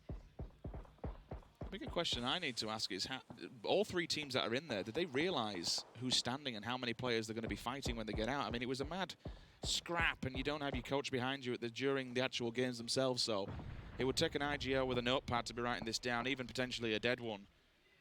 Jempty onto Zadovnik, so it's removing line of sights from behind TSM and gives them options to crest on the eastern side of this circle. On. They're around the back of Na'Vi. This is going to be a really tricky spot. It's going to make them use their utility to try and deal with this one player, because this one player can cause enough problems. It's going to slow down their ability to sweep through ends and look at other potential ways forward. So they need to deal with him pretty swiftly. Zampeak is going to be the biggest pain, but Bestlock is on point, boys. Just taps him in the head. Get out of here, Big sunshine. spicy man. Really quickly, Diggory is holding an angle that they may not necessarily know. Simsy! He's threading the needle. Look at these angles. And there's Marselect from up on top. That's towards Unity in the southeast. Giganton holding the high ground. Ocutive going to have to play from the low ground up. Jempty's still going wandering. He's giving TSM options. I like this. They need it. Rather they need than staying something, stuck in there, because they know once everyone comes crashing out of those buildings, it's just going to be a bloodbath. If they can get if they get all four players of TSM outside of that compound and out of that battle, they can leave Diamond Dogs and ETG just to kill each other. Pretty much. TSM, Na'Vi, Ents right next to each other. Here comes the push. Na'Vi sweep forward, but Tixu's met them. It's Tab, though. Do not doubt Tab. He had such a big impact in the last game. Diggory left to do it all for the Finns on the other side of things, as he's going to see the entirety of Na'Vi sweep through. Punishes Senya for the insolence here, and can he find more? Tab's down there trying to make the heal, get it off 5 HP. He's going to get the heal, but he needs to find Diggory first. Diggory does him in, and Ents managed to maintain through Na'Vi's push. Na'Vi go down. Not exactly what they wanted from the last game, but it is what it is. And somehow, by some way, the Northeast keeps each other safe. But eventually, once that circle moves away, it's going to be go time. TSM have invested in their future in Jempty, putting him away. And remember, we've not mentioned them in a while because we haven't had to, but Raise Your Edge have been slowly just keep in position. They haven't had to do much here. This could be a top closeout for them. I can't tell if TSM's going to commit to the cause, because they've already submitted their smokes, and I thought they were going to be the wall and the go signal to try and run from this. It might be, given Calvin's position. He's overextending from the building, and you have to be aware of Simsy. If he's landing those shots with that K9. God, Raise Your Edge, get the circle. It's big for them. And now none of these teams are in the new circle, Rich. You said it. I think Calvin's position is really big. Calvin Klein's is lovely because it's just a little bit wider. Yeah, TSM are going to go probably on the wider swing around. Hope that basically ETG keep them safe by proxy. I don't know if Calvin's got a wide enough peak to be able to see it, or maybe Tomil potentially. I see the SLR with Tomil, but it might be just out of vision. And again, Giganton, 6 kills, finding players here and there. That's the fight in the south side. TSM have detached themselves. They've made it away, and I'm really pleased they've been able to do that. Now the Dogs are making their move as well. ETG still in the buildings. EYG have cleaned through ELG as Giganton go down. We're down to 6. Raise Your Edge finally pop up and make themselves known. It's Cold and Menta moving out of the compound, but it's Lynxy to find Anonymous. ETG is still in the building. I was really concerned that none of these teams knew exactly how many players were in that region. The Diamond Dogs came out. They looked towards TSM. I saw Simdi trying to get a snipe on them. ETG punished them. They've got one player to half health. They didn't know or didn't realize that they were still inside the building. All the Diamond Dogs are out. ETG are running. TSM now are going to be running into the welcome arms of EYG, but they're down. They're damaged. 2 players lying on the floor. How much more can he get? And it's just like that. Jempty says bye-bye. Fex joins in as well. TSM continue the fight. Raise Your Edge now know exactly where they are, though. The push is going to have to come out. ETG, where are these shots coming out from? Lyron, we're going to see if he can hold this together. You can see the push coming back in. They want to punish him, and they're going to do it. Calvin, caught with his pants down. That's not what you want to be seeing for them. They've been taking their time in the north, and on the other side is still Diggory. He might see some spots on this. So, Etiquette, somehow still alive. And I don't know where, but Fex has found a bike. From the middle of nowhere, she's hitting the map, but it's deadly to run this scarce through the map at this time in the game. It could be very punishing. Speaking of punishing, Brexco finds CTR. And this angle's really nice for a little bit of time. It's not in the new circle, but he can see so much vision. He'll slowly work his way in, but look at Gaxi. And Gaxi has been such a force of a player. If he finds where the vast majority of TSM are, and he's just heard the shots, Gemty taking down the Diamond Dogs, you're going to see fire just beside him. Bullets to the brain going to be coming in if Gaxi fancies it. He's right there, unleashes towards Gemty. Raise Your Edge starting to spread their legs over here and start walking across the map. That's such an important kill. For Gaxi to go out, remove Gemty from that position, that now gives them the entirety of the South. They can set up and do whatever they want. They can go for a 2-2 if they really have to. It will be fragile, but the benefit is, and they don't know this necessarily, the benefit is that all of TSM are funneled into a riverbed. Brexco hears these shots. They want to try and clear out what's left of the Diamond Dogs, which they do. Looks for the last player, but Gaxi once again. This is the problem. They are funneled, Lauren, and they are tunnel vision towards the north. Any kind of grenade could do so much damage onto TSM. They're all But they have a little bit of high ground. And the thing is that Raise Your Edge to get up to them have to run from low to high, even though they have numbers. So if Fex, Michael, and Brexco can slow this down, because I think Simsy and Diggory might be able to keep themselves kind of entertained with each other, it actually might not be as bad as you think. I want to see where they reposition here. They can work with the high ground. Raise Your Edge, though, should have utility, clean gear. They shouldn't be too, like, battered or broken. Simsy now, as said, kept busy by Diggory. They're going to work their way around, and Simsy's been pretty on point. A couple of good knocks here and there. Swept through Diggory, down to 3, and Raise Your Edge is going to work their way up little by little, but TSM know where one of those other players just was. Maybe focus on clearing out Simsy, because he could be a problem down the line. But once those smokes go, Raise Your Edge are going to have such big vision. My only worry point was the fact that TSM looked towards the fight that was going on above them. Simsy, once they clear with him, they then have to deal with Raise Your Edge. It's how much time Raise Your Edge is given by them focusing on Simsy to set up and prepare for the oncoming fight. Brexico says, you know what, let's get this over and done with. Simsy's gone, the Diamond Dogs are put back in the cage, and we're down to 2 teams. This is a massive fight. 7th and 8th place respectively, Lauren. Essentially, looking at the point system here, there's potential that TSM just jumps straight up into the top 6 if they get the win. I'm not a mathematician, but either way, both of these 2 teams we said are the ones that need to be getting the point. Top 2 for both of them is fantastic, but a win and the frags, more importantly, will be 10 times better. I don't think the terrain for TSM there is ideal. I'm actually not too sure on their run-in potential to get central. Brexco's looking for it. It looks like he's trying to feel out a way forward. Gaxi's hit the deck. He's holding pretty close to center point. Raise Your Edge have moved in with the numbers. They can get themselves working now. Still have a couple of smokes and a couple of bits and pieces. TSM having so many fights surely don't have the gear to sustain this, but they have some individuals. But then Gaxi, his numbers have been insane in this tournament. Look at Michael's health. I think this is the... Oh, okay, it's going back up now. I'm going to say I think all he's playing off of his meds and maybe some bandages. The first aid kits certainly are not there. I don't know how much durability we're going to be looking on armor across the boys. A couple of knocks have already come in. But 10 kills is look how much work they've done in this game. It's bloody good. And Raise Your Edge, yes, they're going to be in top 2 no matter what, but they've not gotten anywhere near the kills that TSM have. And they've been so resilient. Brexco's going to spot out Cold and Mentor, so they're kind of mirroring each other. They're going to just shift around each other's position, but Gaxi has found another way forward. He's found so much room to work. He's going to catch Michael. No way he could do anything about it. Fex and Brexco might be able to get a trade back in on him, but by this point, the rest of Raise Your Edge are right there with him. Gaxi is doing everything he can for Raise Your Edge. Heel's going to come in and Brexco's going low. They're both looking a little worse for wear. Michael gets flushed by Lynxy and it's done for. TSM bow down to the blue as Raise Your Edge step up. They read who's directly in front of them, and TSM says, you know what? Rather than giving them 2 extra frags, let's opt to go for the blue. So it's a tactical play. They give themselves up and they say, okay, Raise Your Edge, take the win, it's yours. You touched on it. I love it, Lauren, that you mentioned it. TSM had the frags. They had a good amount of points when it comes towards the kill side. Raise Your Edge was rather quiet. And by TSM disallowing those final frags, that makes it even worse for them. If it come down to a numbers game and Raise Your Edge, for example, didn't qualify, but TSM was there by 1 or 2 points, it would be off the back of that play. And, you know, to take nothing away from Raise Your Edge's win, TSM had such a hard battle throughout that game. Their splits were dangerous. They were playing out of their mind. So credit to TSM for really making that work in a very high-pressure situation. Raise Your Edge, though, they wanted that first spot there. They wanted to get a win under their belt. It's a good way to build those points up here and continuing working towards that top 6. That's what everyone is working for. So speaking of working for it, let's get Banks down there working for it on that interview. Thank you, Lauren. Thank you, Sims.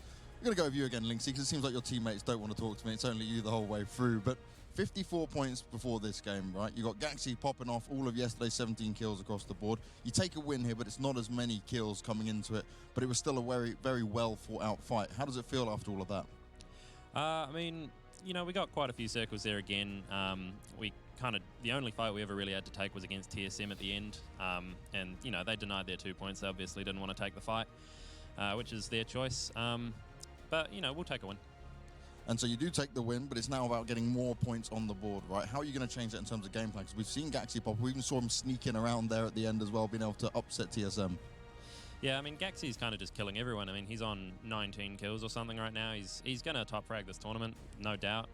I guess we'll just keep unleashing him and just try and kind of play as to the best of ability as we can for the rest of these games. And do you need to switch anything up with the game plan for the rest of these games in order to get these points? Are you feeling any pressure now, considering we're already 2 games in and you guys still need to play this bit of catch-up? No, we're not really under any pressure. I mean, that game we got into a great position. Unfortunately, it wasn't really a position where we could get a lot of kills, so maybe we'll try and be a bit more aggressive in the next one and, you know, try and push out. But it's a risk-reward type scenario, so we decided that we'd rather not risk it. And hindsight's always 20/20. You say you'd rather not risk it. Do you think if that situation came around again, you'd maybe push out a bit earlier? I don't know if we would. That compound's really hard to hold. It's really hard to kind of push out and not get third-partied by another team. Like, it could be anyone anywhere. We just don't want to risk losing 1 or 2 players and then having to take a 2v3 at the end instead of a 4v3. Well, you still got the points, you still got the win either way. Good luck going forward, mate. And we're going to go back to the desk and continue this show here at PGS Berlin.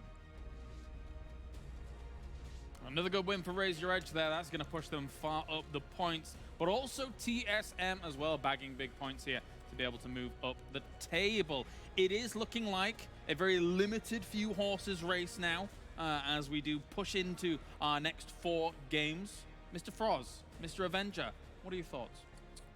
Well, it's pretty predictable. We saw them perform extremely well on the day that I've played. Both TSM 50 points on their day, Raise Your Edge 54 points in their day. It's a very top-heavy race right now. It's looking very likely that TSM and Raise Your Edge will take over Adepts, unless we see like a very big game from some of our mid-pack teams that are getting, you know, a big game on Sanok.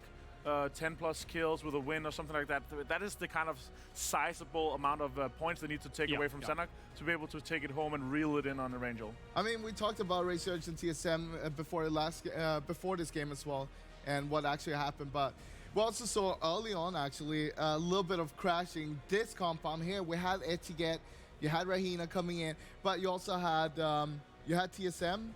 And you had Diamondogs as well. Yeah, I really loved that third party. That was actually so well calculated. But it was a kind of a third party because everyone was just sitting passive in their houses towards the end. And it was sitting there for so long. But all 3 teams actually made it out and got top 5 in the end. Yeah, exactly. And on top of that, I really like the adjusted drop for TSM. They decided to, rather than go to a long drop to Alasaha, they actually decided to go on the southern side, which paid off massively for them. We saw them here with 10+ kills in the second place, denying the 2 kills in the end as well to a potential kind of opponent that they're going to have in the top 6.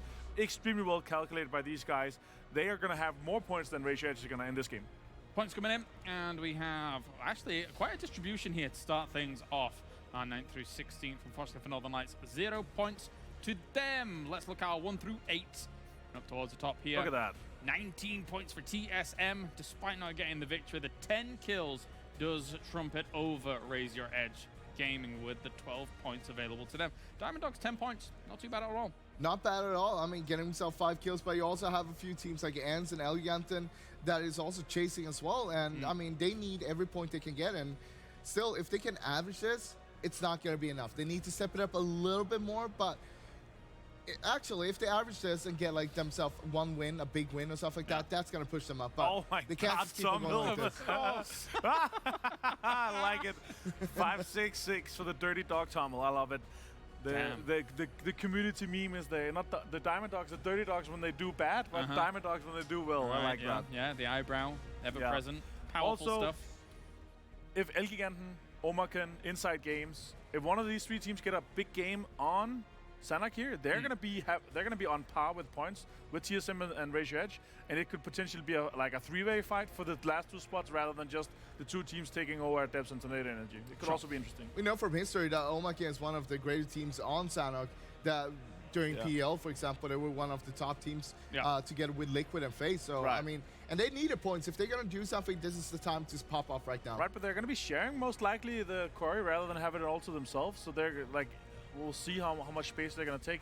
Usually when they are sharing and they're only taking in the north, they don't have that much loot, like in terms of loot spots. Obviously, they are further north, so they're in a better position in my opinion. Sure. And they are close to kind of some of the endings we've seen a lot of, close to like north of Ban, you know, with the best drop on Sanhok, etc. Well, I'll tell you one team that showed us that loot doesn't matter on Sanhok. That's TSM. Yesterday, they had themselves, no, 2 days ago, they had two guys with red dot SKSs, and they still won the game with 14 kills. True. All right, gentlemen, thank you very much. We're going to go to a short break here before we get onto Sanhok. But before we do that, let's check in with Group B here at PGS.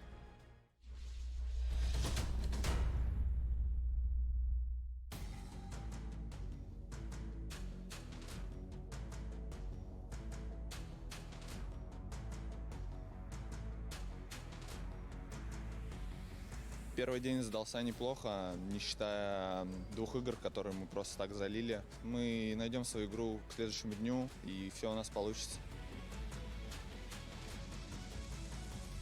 The first day for us was pretty sloppy, honestly. We did manage to get a win in the first game, so that was okay, but not enough points for the day for us. We didn't play consistently.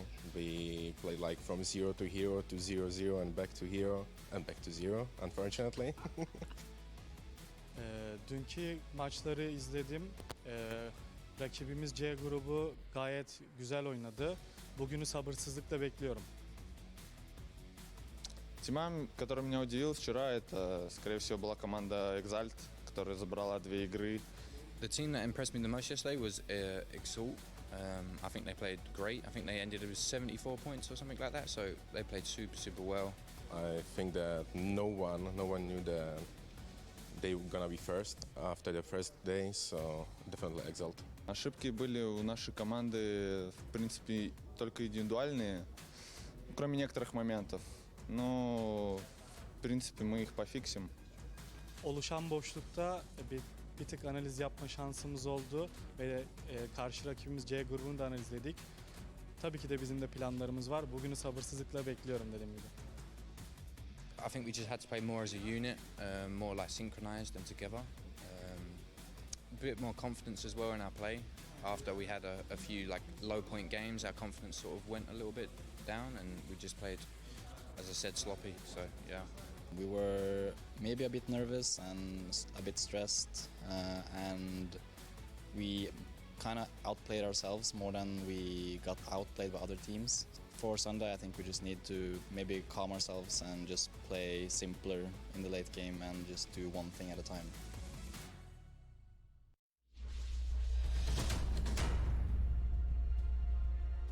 Brilliant insights there from some of our players from Group B, and of course, rapidly, in fact, quicker than we expected, we might be getting into our next game.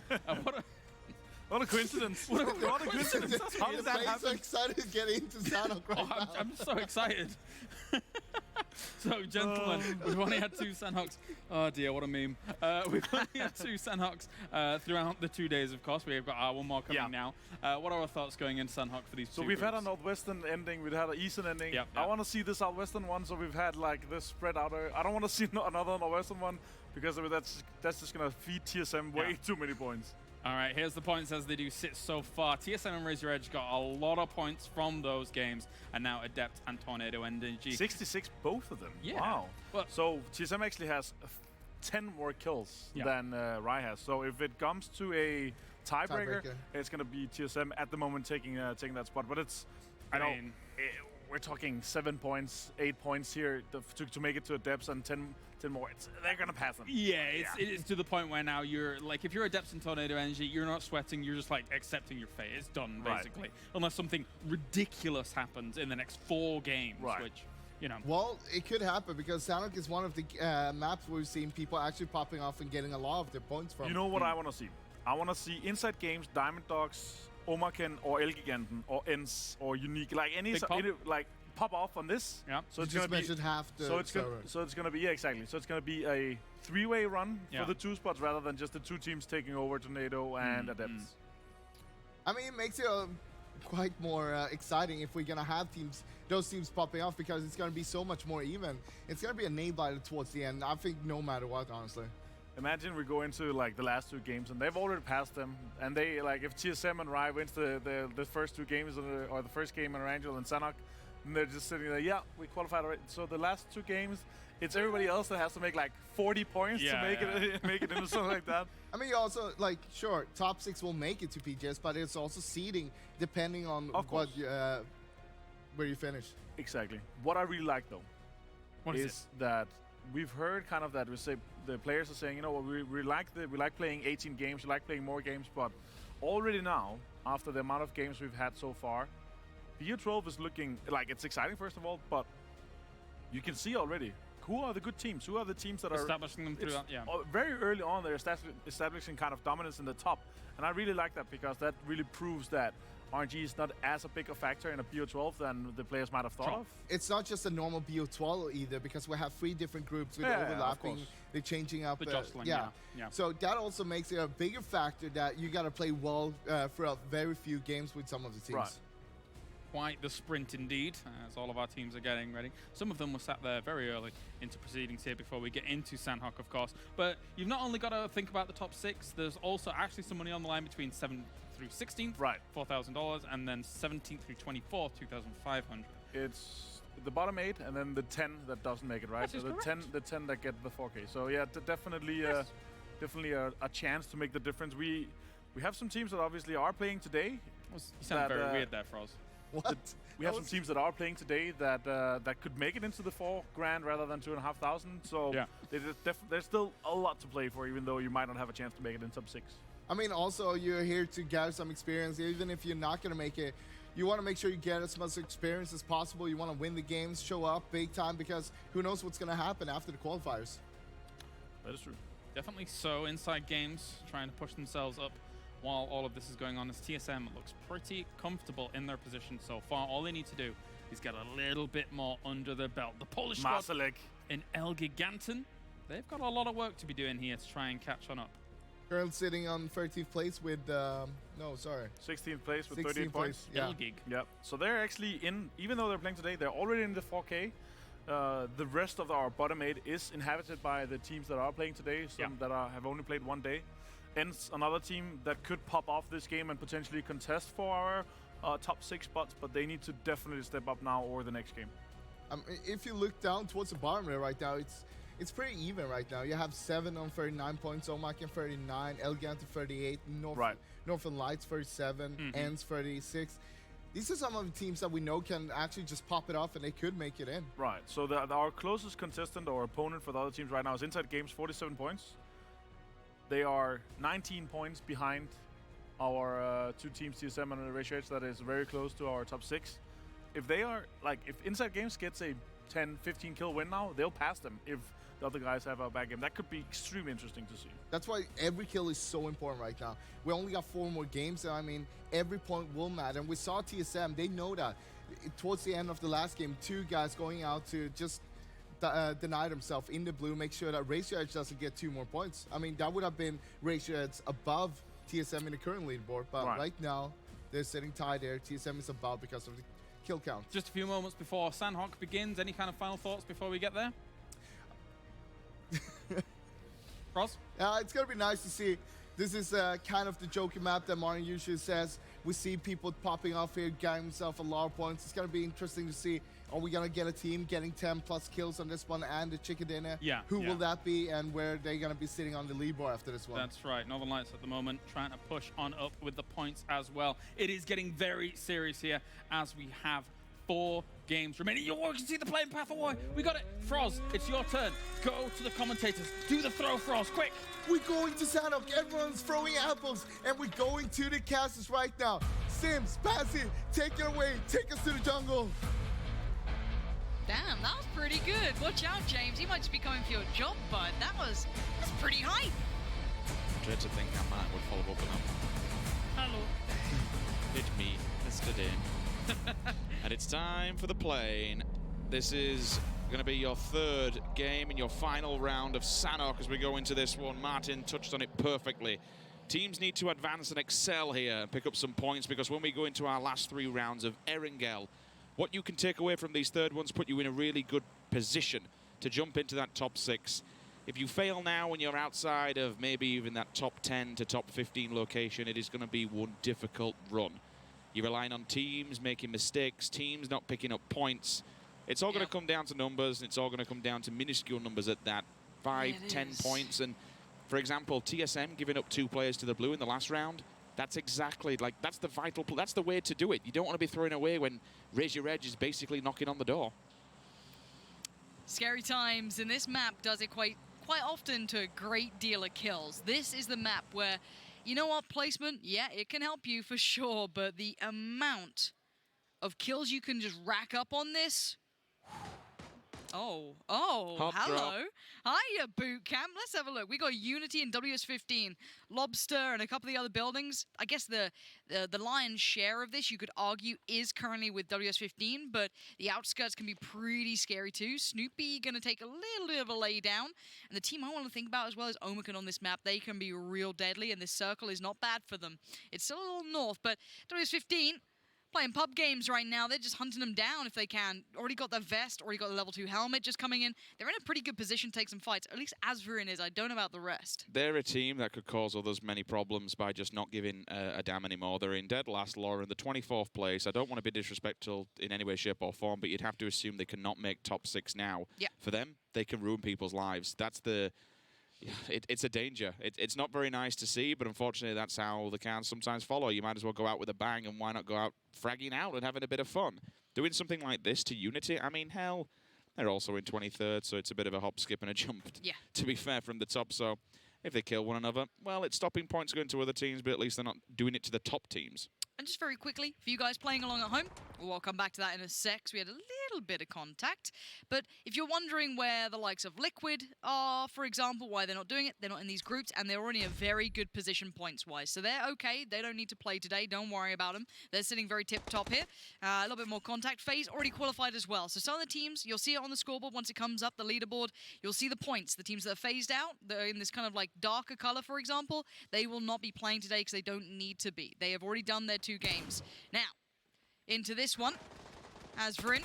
Oh, he gets done. Orange, so well done. He managed to take down his teammate, just kind of like, you know, it's like when the aimbot just misfires, you know, just accidentally hitting him out. But, bit of an answer back. It's brutal. This is one of those bloody battles that no one really walks away from cleanly. And we might see a shotgun kill. We are indeed.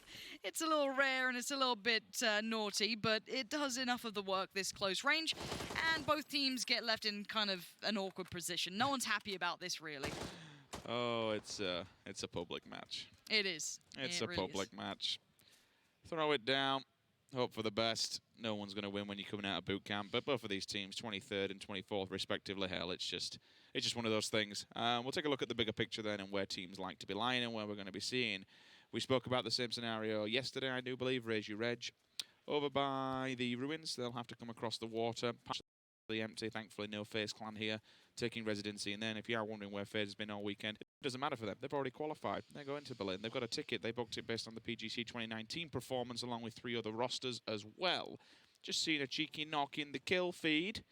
Was that Vasco with a Can 98 potentially? Didn't quite catch the name, but here's a marksman who likes to tend to use it to the best of his abilities. Inside games. Where are you boys on the leaderboard currently? Let me have a quick look while this is going down. 11th position.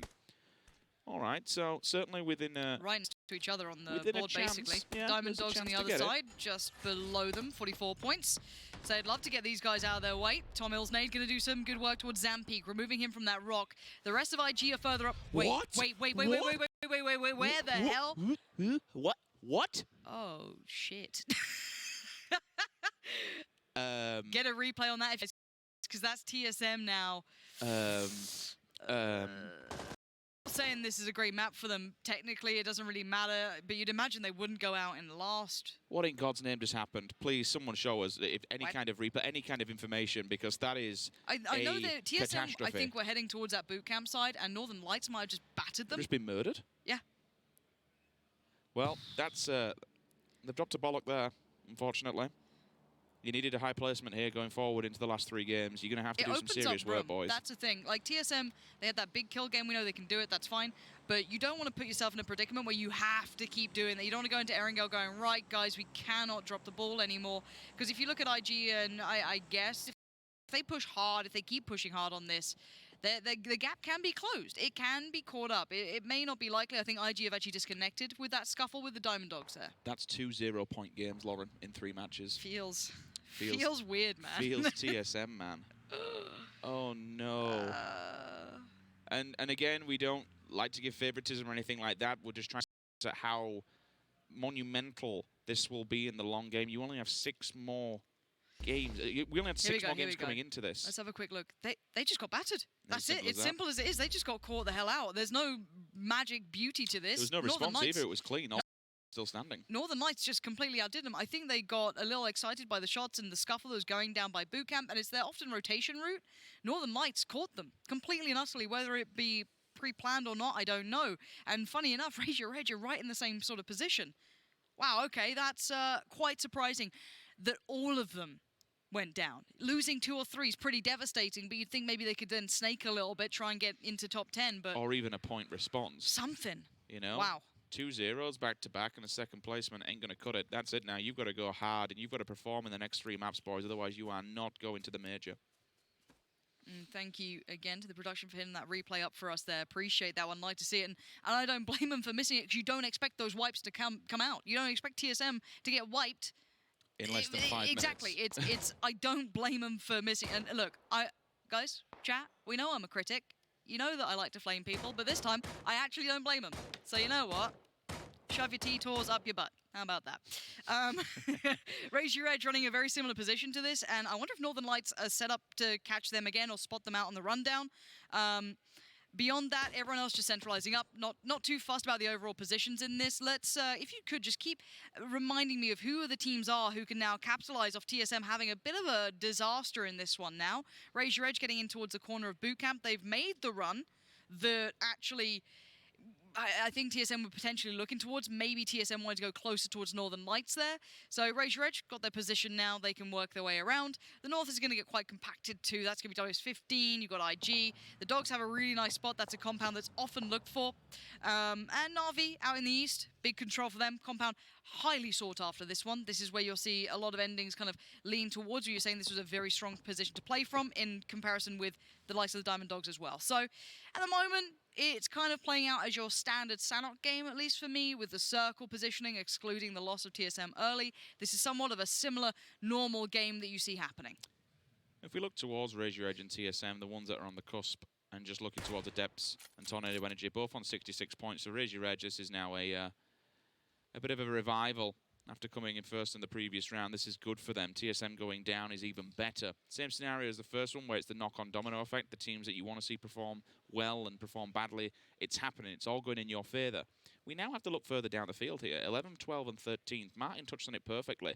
If we see IG, Diamond Dogs, Northern Lights, one of them just have an absolute banging game. NLT picking up 4 off the back and knocking out TSM's a good start. That's 4 points already. No placement just yet, but still 4 points for Franks.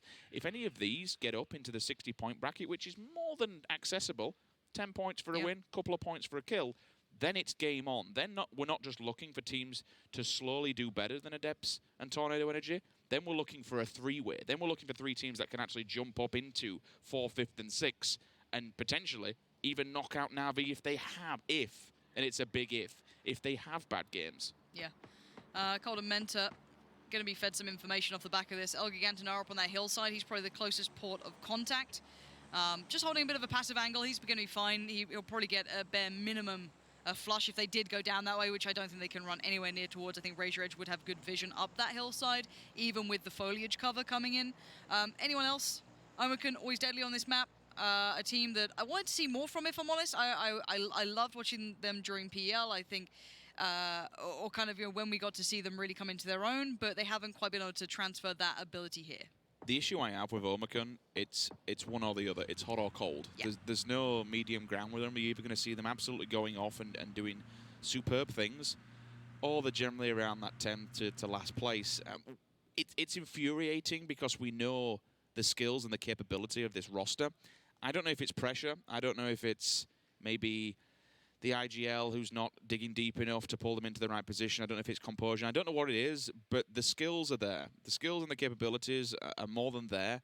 It's just the execution. It's those critical moments where things start to go wrong. It just spirals completely out of control, and they lose themselves. They lose their composure. It just goes flying out the window. Let's see if it goes towards Na'Vi's position here. I'm curious if it goes, Diamond Dog's Na'Vi area, if it really is that Sanhok game. And if it did, it'd be good for Omakun, who we know can play this. Yeah, we'll see. Well, if it plays out like that, I'd say Omakun, Na'Vi, and Diamond Dogs are going to really pick up a lot of pace here, because it becomes very hard for the teams on the outskirts. They all get very much funneled together, especially out in the west, which is actually Raise Your Edge, Northern Lights. Yeah, there we go. So it's the game we all know and love. Jubesic gonna catch off string. Probably not happy about that. Nookie there, spraying away. This is out in the northeast. This is, again, no one walks away cleanly in this. Temet. That's a good shot. Gonna find one really, excuse me, Temet gets knocked there. He was found by DP in the end, as it looks like these no one walks away cleanly from these fights. So it kind of sucks to see, because at the moment Rahina are actually in a lot of trouble, because at least I guess WS15 are still working in the blue, so they might just have to peel away from this. And even with those nades coming in, it looks like with Jupsik having a nice little deeper angle, he can keep the guys safe and get them healed back up. So honestly, it's kind of, I guess, threat averted. They both backed away from each other because they kind of went, neither of us win from this. They also have nothing to lose. Let's be real here. For them, they're out of the running, so they can just go and have fun. We said this at the start of the game, and for Rahina, it could be the exact same scenario where they just have their match ruined by people not really giving a toss and just kind of playing a public match. Maxi and DP are going for the survivability. If they are staying alive, they're not just running in haphazardly and hoping for a frag or two. So they are staying alive for now. Whether or not the plan is to backbuild and get in front of Rahina is a different question altogether. They actually, ironically, have a fair amount of room. Raise Your Edge just got picked up, and they're in between maybe 3 teams here. We just saw Northern Lights looking at El Giganten, but behind Northern Lights is Raise Your Edge. And Raise Your Edge were in a similar position to TSM, where this should be a build game, and Gaxi being knocked is pretty bad. This run, this little cross, is pretty treacherous. I think Northern Lights are a little bit worried that they can't take a clean fight because they've got threats themselves, and they have to worry about their own way in. IG are off in the distance as well. Raise Your Edge, if they make it in cleanly here, that'd be very surprising. I think Lost HD is looking at that frag out option thing, and maybe we can get a couple of points off this, because you definitely do not want to be losing out with 0 points outside of the top 10 as well. But look at the wall that's in their way. There's not too many other ways to run up towards this. Coldamenta's looking at options. He is the danger man right now. Lost HD is trying to support, switching up to the 3, give him a little bit more control over distance. And the Deep's up there. You can see, oh yeah, the Deep's got the contact. Here we go. This is game on. Coldamenta needs to alleviate this pressure right about now. Batulin's just around the corner, but that's the first port of call. Already Lynx has been killed. Coldamenta doesn't see him. He's right behind him. Oh no, Coldamenta. Can he turn around? No. This is going to be a tragedy for Raise Your Edge. They've got 1 knock and they didn't get the flush. Can they do any more? El Giganten now gets in on the fight. They want to sweep through this as well. Raise Your Edge in the blue. Gaxi's down. Lost HD is your last man alive. And they have 0 points to their name. They've just gone down in 14th. Game on to anyone else here. IG, Diamond Dogs, they are smiling. This is an opportunity. But IG are not out of the fire themselves either. NLT now falling victim. ELG behind them. ENCE gets involved. Squeaky has an angle. IG moving up from the blue. So this is not gone from a 4-way to a 3-way, but still more teams that can really fight for easy points off the frags here. We have 2 from ENCE that have moved up. They've had to disconnect.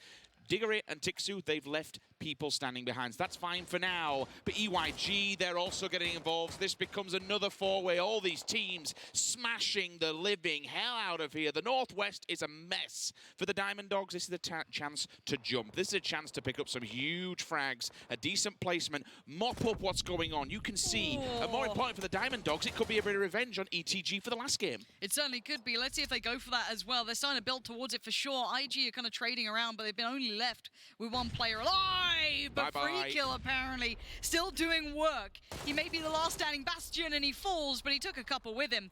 As in time games bow down in 13th. Northern Lights left with 2, but the fight's not over for them either. Spyro, quite the dragon in the corner, roaring away, has to move forward now as well himself. Needs to keep his mind towards the blue. 15 seconds till the move, and they keep getting forced closer and closer together. In what world does TSM and Raise Your Edge for a second time get 0 points?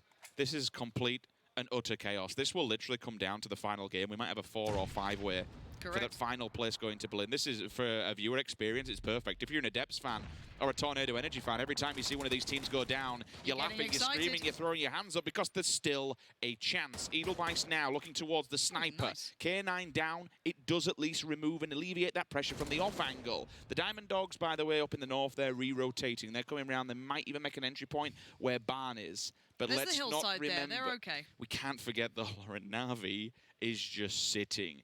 Yep. They are happy, they are waiting, they are forward up, geared up, and ready to rock and roll with whatever enemies come down that hillside in the west.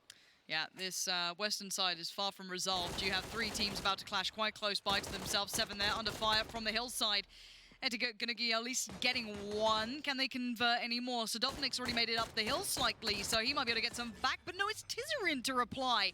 So this is, again, a scrappy battle. When the blue's on your back, you're forced to run forward. No one's going to come out clean in this because you cannot be slow and cautious. But the Finns linger above. They're looking for a way into this one as well. Squeaky, Rustamar, Diggory, all over there. The battle in the south continues as WS15 start to work their way. It looks like Ensma have turned their attention to getting in the circle themselves. Maybe not feeling they could take that high point away, but maybe they can. Let's see if they keep going for it. Nades coming down. Edelweiss could have been on the receiving end of that. Doesn't, but now shots from inside the circle.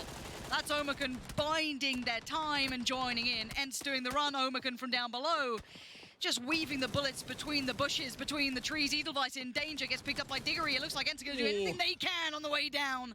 Falling down the hill, rolling down. They may fall for this as Squeaky gets spotted out by the tab. Kemba comes in as well, but they at least took some bodies with them. This is complete madness. 12th down to 18th as an opportunity to jump up into the top 10.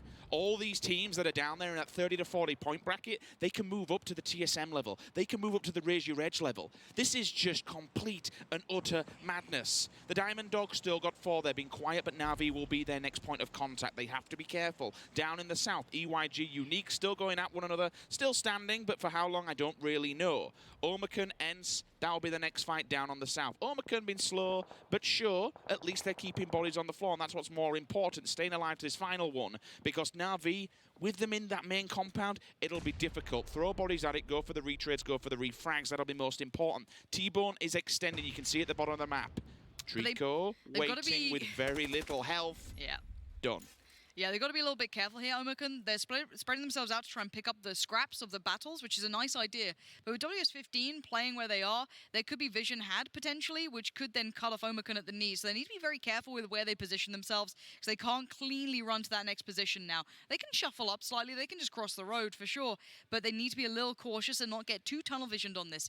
Dixu, can he find these two? Page receives a face fall, but it's Ivor to fall. Page is down. It's his own nade as well. It goes off. Absolute tragedy for Omerkan here. I was worried about the other two. I was worried about Vasco and T-Bone. I didn't think Tixu was going to find 2 of these players, but hey, it's Tixu. We know what he can do when he finds his form. And now on the other front, they found a battle themselves. WS15 actually found Unique. So maybe Omerkan can shuffle across and get out of the danger. This is a big battle. More importantly, if Tixu can win these and do damage to Omerkan, it just removes another player that's behind them. And more importantly, it removes a team on the leaderboard. Calvin's gone down, and this was moving into Na'Vi territory. We said for a while that they've just been sat here waiting with open arms, and finally a challenger has approached. One will be leaving us in the form of win streak. 15, 7th place becomes their tombstone. Rahina continues, but it's only with a one-man band, and once he's done with Senyu's this... pushed. Hold on. Senyu's gone on a push here. He's looking to get the flush on these guys, or at least get up close. If he gets a nade in there. No, if he bounced that off It's all solid all around, right? He has to go from the front to get that. Yeah. Unless he has a molly and hits the doorway, it could trickle in, but I don't think he can because the rest of the Diamond Dogs are actually following down. I want to see where Na'Vi take this themselves, though. They still have compounds to play with. There's a danger in crossing the road if the Diamond Dogs had a bit of, range to them. Vascu's still alive. Not much to play with on the Khan 98, but he's got enough to maybe make a couple of shots land, pick up some 7 if he needs it. But, yeah, running with 7 shots is a little tricky, but let's see if he's nice and accurate with that bad boy. Only 13 alive, Lauren, including his teammates, so make every single one count, you'll be laughing, but easier said than done. Just click on them, forehead. Just click head's forehead. All right. Dogs putting Simsy in safety net mode over in barn, even if it is cursed. He'll be sitting in there. They can play off the hillside. Na'Vi move up to the compound. Now, Omerkan, can they make anything out of this? T-Bone trying to make the run. Kemba says no. And I don't know if you'll get the flush on that or if anyone else can see it to nab those points. But I'm pretty sure Oma can have kind of dropped the ball a little bit here. I liked them maybe take control. This is one of the maps where they can really come into their own. We simply haven't seen them as dominant as I'd liked. You could say they played a little bit too passive. They've been in this area for how long now? Since the very start of the game, just waiting. Tixu time to strike, but the blue seals the deal. He did get tabbed up, for at least from Kemba, so good work from Vasku to stay alive, but for how long? It's so fragile. Perfect Tix. Been here for a while, had to nail that one. He needed that frag, unfortunately. The retrade was there, the support came in, Vasku down, Na'Vi once again. The CIS boys are just slamming people at the moment. This is a performance from them. They need to find a way in now. They got the revive. They're back up to 4 players. They need to start playing this out. Na'Vi, you can't keep letting them keep control. And actually, the way the circle's played out, the Diamond Dogs actually don't have a bad spot here. If the remaining Rahina player gets removed, Simzy instantly on that. Now, they need to have a good balance here, the Diamond Dogs. They better have those comms on point because they're going to have to deal with two fights on 2 fronts. Na'Vi will know this is the time to start getting the pressure building, the time to start thinking about that next plan. Can they exploit the Diamond Dogs having to deal with another player? If they can, they'll do it. But now, I think they're going to take their time a little bit here. They've got some vehicles. This could be time for them to get the plan going. Here we go. It's Send It. Kemba, best of luck on the way. They're going to be looking for the next position to go towards, and they're going to split their approach. And I love that. But it's dangerous. If they can hold their own here, they might have just outplayed the Diamond Dogs. Question is, do they know where Jupsig is? Because if he actually comes... If they've not counted the players, Rich, they might have no idea. Senya, I think, has just realised he's got a more bang to right here. They've got no idea. Senya from up above, he's going to let go a couple of shots towards Simzy. Oh, that but the nade is so good! And now Na'Vi have so much control here. And if he overextends, he's going to get a face full of bullets, but he's got the information. Tormel does deal with him swiftly as Lampalot, to land the shots. But Tab is right there. And Na'Vi! Oh, my Someone word. stop Tab, please! It's 7 kills! And the Diamond Dogs rested for a second. They weren't as proactive, and they've been punished. This all comes back off the information that Senya fed them. He knew he knocked one, he passes the info off, he's going for the res. The Tab just lobs a grenade over the wall, 2 of them drop. God, this is a risky revive. 2, 1. The smoke's about to go. Okay, we're back up to 2 standing. But there's still Tab, and he's still the final boss here. Calvin alive on 10 HP. The game thinks he's dead. They don't even believe it themselves. He's got a grenade, and that's all he's got to work with. I think he knows his days are numbered. Na'Vi with just supreme control in these moments. No meds to be worked with. Simply 5 bandages and a dream. He bows down. He knows his days were numbered. And Na'Vi, dominance on the final day. Looking to qualify for Berlin. Looking to set the standard. It was Liquid top in the charts in the entire league table, but so far, Na'Vi is hot on their heels and could be number 1 when all said and done. Congratulations to them once again. This is almost certainly guaranteeing them booking their ticket to Berlin, but for me, the bigger picture here, Lauren, is the contenders. The ones that are working in for that 4th, 5th, and 6th position. It's so fragile. All these rosters falling. TSM, Raise Your Edge, they've dropped the ball. Outside the top 10, no kills, I'm pretty sure. That's 2.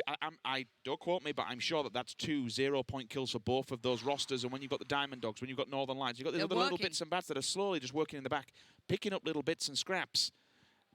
This is going to be, I can't underestimate when it comes down to these final matches how close it's going to be. No one will have qualified, in my opinion, or at least none of the teams here fully will have qualified until we get onto that final match. And I can't wait for it. But before we get there, let's hear from Na'Vi for a second time today. A second time for Na'Vi, indeed. They managed to take another win here. And potentially, with all of these points now, they could have made it to Berlin unless some craziness happens. Tab, how does it feel that you could have potentially already done it? Are you going to let off any more now? So anyway, we hope to play good. So, and second match will maybe hard, maybe so. Last match, last 3 matches, we will play like before, so we will play harder and something like that. But if we qualify right now, I think we're just happy, but we didn't know about this. So we want to take a first position at our schedule, so we'll try. So first is the goal now, even though you got another win here, more points to be added to it. Will you change up the game plan at all, or are you just going to continue doing what you're doing best? Of course, yeah. Yeah, we will try. They will try. They will try. Now, Besto, I'm going to ask you one thing off this as well, mate. So you guys have been rocking today. How many more wins do you think you're going to grab today? I don't want to say anything else. Just we'll try to get 3. Try to get 3. Well, you only got 1 more to do it. Plenty more games to go with it as well. I wish you the best of luck with it. Na'Vi have done it again. They're looking to go and grab 3 more. Maybe they can do even better. We'll have to wait and see. An amazing performance once again by Na'Vi, and just stellar from start to finish for the beginning of this day, as they get themselves now up to, what, 51 points already, man? 52, I think it is. Like, they made 52 points yesterday in 6 games, and now in 3 games they've made, I think it's going to be 52 points as well. So an amazing performance. And with this, I actually think they're going to take over Liquid. Yeah, if they have 52 points today, they're going to take over Liquid with 1 point. That's pretty amazing with 3 games to go. Amazing way to redeem themselves after a mediocre performance at GLL. So this is the dominant we saw them at GLL. They got themselves a 10th place overall, but it came down to the last day. They were actually stepping it up, and we saw them play better there. And now they're stepping up 1 more notch, and it's looking really good for them. Definitely. So let's break down what we saw here on Sandhawk to get things going. And again, kind of a varied circle. And we eventually ended up over near Barn, one of Avenger's favorite spots. But overall, to start off the game, we saw boot camp fights.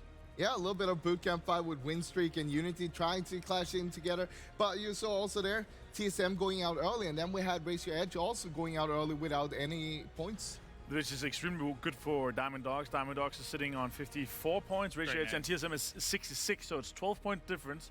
Again, if they continue this performance, they could potentially be contesting for one of the spots, the 5th and the 6th, that right now is kind of open for grabs. It's definitely up for grabs, but yeah. 3 Erangel games, and it's going to be exciting to see with the performance we have from some of the teams, but we still need some of them to pop up. Right now, Na'Vi, they're soaking up every point more or less. So I have a question for us. Yeah. It was basically a Curry ending. They're doing north of Curry. How do they not have banned the best place on this map? Because they played the Northern Core, right? So they just stuck to that place. They didn't go for anything, and no one actually came there. So And towards the end there, we saw T-Bone going down to the south, and Vasco was trying to back him up, but that didn't work out. Paige and Ivo basically got picked off by Tixu there on the north side. When they did that 2-2 split, they were basically just going, all right, we need kills, but it didn't happen. 21 points. Yeah. They are now leading of the tournament so far with only 9 games played. 104, yeah. Pretty amazing. Pretty amazing. Diamond Dogs with the 10 points actually means that they are currently in 2nd place for today's standing. So I think it was with 23 points or something like that. 27? 27 points? Yeah. Okay. So a great step up from them for this day as they currently sit, I think, in 10th place. And from there, they could try and start launching themselves forwards into that 5th and 6th spot. It's pretty much the 5th and 6th spot that are really up for grabs right now. Yeah, for sure. But Diamond Dogs, first day, they made 27 points. Today, they've made 27 points after 3 games. So even if they continue this performance, they're just barely going to take over either Tornado Energy or Depths, depending on how far it is. Most likely a Tornado first, of course, but depending on how TSM and Raise Your Edge does, that could be extremely exciting. This has been the TAP show, though, overall. Oh, yeah, definitely some highlights from the TAP. But as you mentioned before, with the consistency from Diamond Dogs, 7th place, 3rd place, 2nd place now. Is it going to be a 1st place next time? Hopefully. Because if they do that, if they get themselves a win in the next game here, that's going to push them up towards Raise Your Edge and TSM if they strike out again. And then we're going to have the 3-way fight for 2 spots that we were talking about. And also Depths is sitting out in the audience, or not audience, they're sitting out in the couches biting the nails, or at the hotel, I don't know where they are, but they're extremely nervous. I think Tornado Energy, they are accepting, okay, we're done. They're sitting in 6th spot right now, but it's 6-7 points that is, or 7 or 8 points that is making the difference for them right now, for both TSM and Raise Your Edge, and they're definitely going to get that. All right, well, we are done for a moment here. We're going to be going on to Erangel next for our next 3 maps. However, before we do, let's check in with Group C here at PGS Qualifiers.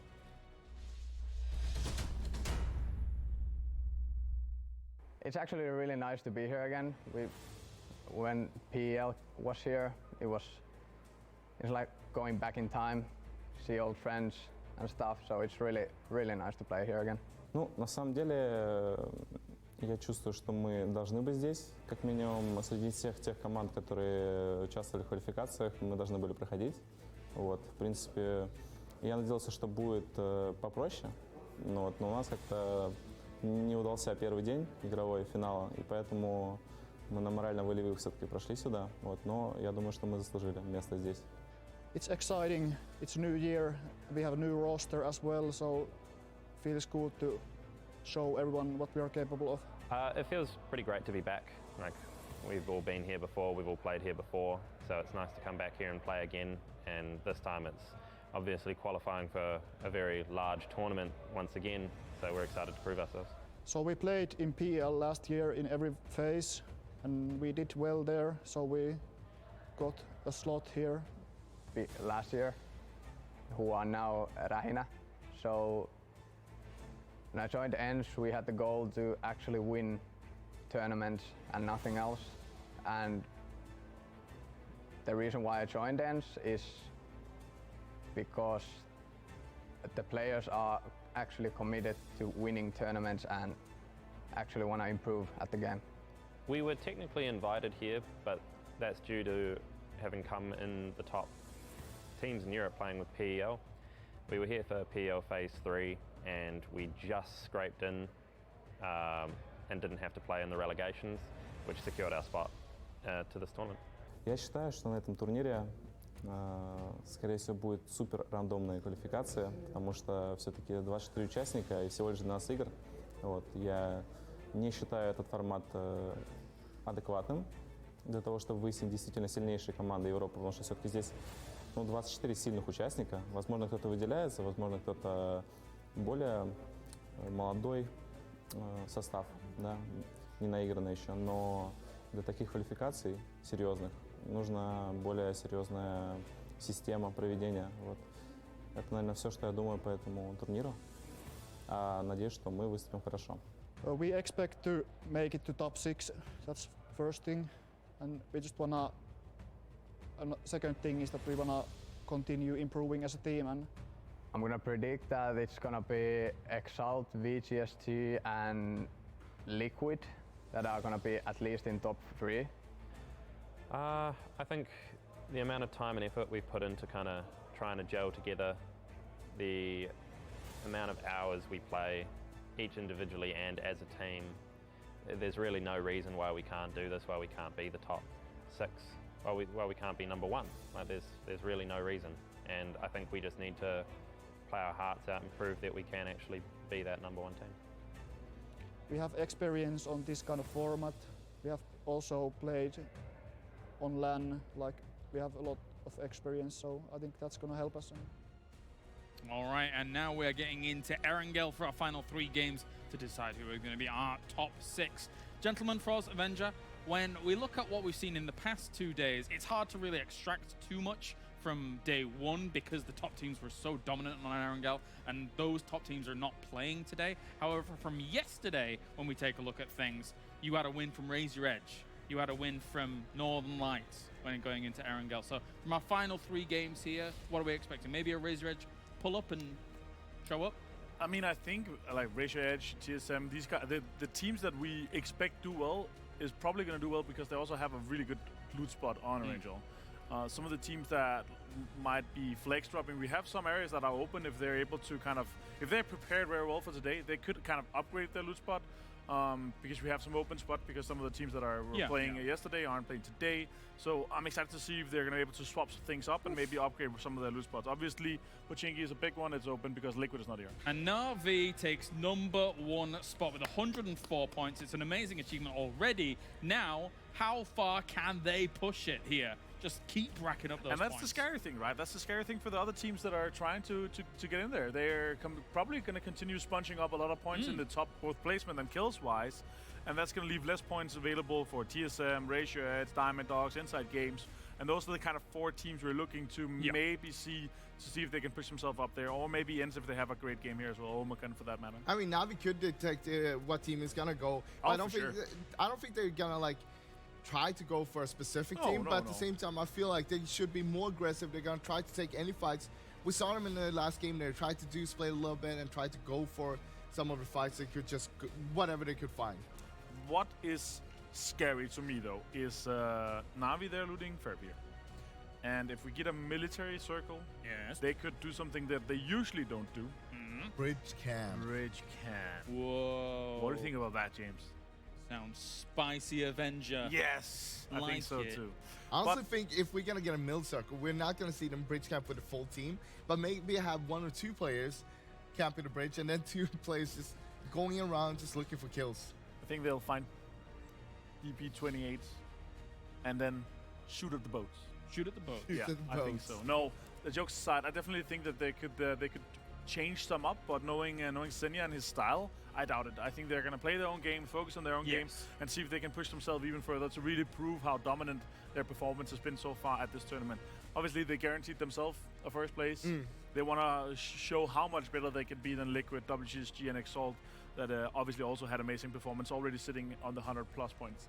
Yeah, I mean, you got to take into consideration they still made 2 roster changes. So it's still a new team, and now they still have 3 more games. They can try out new stuff, try to figure out, okay, what is working, what's not working, what do we need to work on. This is the best environment to train that kind of stuff on. Right. After 10th place at GLL, I think I'm happy to see that this is the kind of show they've shown us so far. Yeah, because this is we talked about it like with the roster changes we've seen and a big roster royale in the CIS region. Kind of left a lot of teams having some very dominant players and some more either inexperienced or that some players that either had retired or haven't played for a long time come back to the game and kind of make this new roster unique. One of them, and we were kind of questioning. There's not like a big power team of CS, but Na'Vi is definitely proven after this with this pickup here. It's amazing to see. Actually, yeah, that's exactly kind of what I wanted to mention. I feel is that the judgment call of Na'Vi to create this roster and then show this much power on this stage is very important. And going forwards towards PGS, the tournament itself, that's a scary prospect for the other teams. Sure, I mean, it was great pickups, 2 really good players to that lineup. But at the same time, I feel like it was sort of a roll of a dice. Would it work or not? Because you got to get the synergy working. And that is so important for that team, especially Senja is a great IGL as well. And if you can get the other players, just listen to what he wants to do. He got the mind. He got the 5-head. Right. And he will just call the best things for you. Well, to be honest, though, like obviously they know each other. So haven't played before together. So this is a great call. But they also probably hadn't played on a competitive level for so long.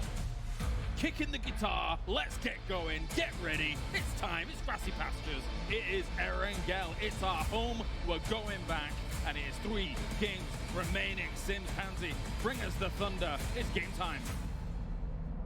Honestly, right now, it's a pretty easy job. These guys are playing some beautiful PUBG. So we get to go back to the homeland of it all, where it all began, and see where it closes out. Na'Vi have been insane so far. The playing path probably couldn't be better for them. But going forward, now we need to look at everyone else within that top 6, Rich. Let's look at what's on the line then and kind of put this out there. Your top 6 teams, they're all going to be going to the Berlin Major. That's the end of the road. That's the end of the line of where you want to be. Monetary-wise, 17th through 24th, $2.5 grand. 7th through 16th, 4K. Job done. All the rest of them, well, when you go into Berlin at top 6, you're guaranteed a minimum of $20,000. Let's take a look at the points on how things are actually going to be unfolding, though, for these rosters. This is kind of what is most scary for me. 16th now position. Oh, boy. Free kill. Could be a free kill for somebody. 16th to 7th, Lauren, is 21-point difference. That's one game. Okay. As simple as that, if you just want to kind of put it blatantly. That could be one game to make that up. When we look towards 11th up to, excuse me, from there, 5th to 7th. God, do we see a bridge camp from Na'Vi? 5th to 7th, Lauren. The top 2 that could be knocked out is 7 points. That's a total of 28 points, if my maths is correct, from 5th down to 16th. It's one game. Na'Vi have shown it can be done. Christ. And this playing path for this circle is just absolutely crazy. The bridge camp could be a reality if you want to go farming points. Unique, 7, Unity, all you CIS and Eastern European boys, safety for now. Do they play the cruel game? Do they go towards one of the bridges? Na'Vi, early movement from them. We have seen this on military island zones where they'll say, right, let's bomb across and get a good foothold. The problem is, do they realize that 7 will be waiting for him. That's a big split from 7. All 4 major kind of key areas where you would go, they've taken them all for themselves. Well, this is going to be a little interesting, isn't it? TSM bumming across. I like that. I like the way we've decided, let's just get over there. Let's just get out of it. Let's get our foot on the ground. No more messing. Diamond Dogs moving fast too. They're actually already heading down towards the coastline. Looks like they got some vehicles and they're going to move over. Everyone's doing some quick movements here in RV, already on the island. So I want to see, I'm glad that TSM have been proactive in this because I think they need to stabilize here after that last game. So this is it's a big one for them and Raise Your Edge. Both these two teams now have the chance to get back into a position where they can find a bit more work. But outside of that, this is going to be a fun one for me, I think. Everyone has to go early, and for damn good reason. The Diamond Dogs are off. They've got 2 boats. And just also as kind of a macro play here. Oh, Bestaloch has gone down. Tizerin, hello. Just to kind of...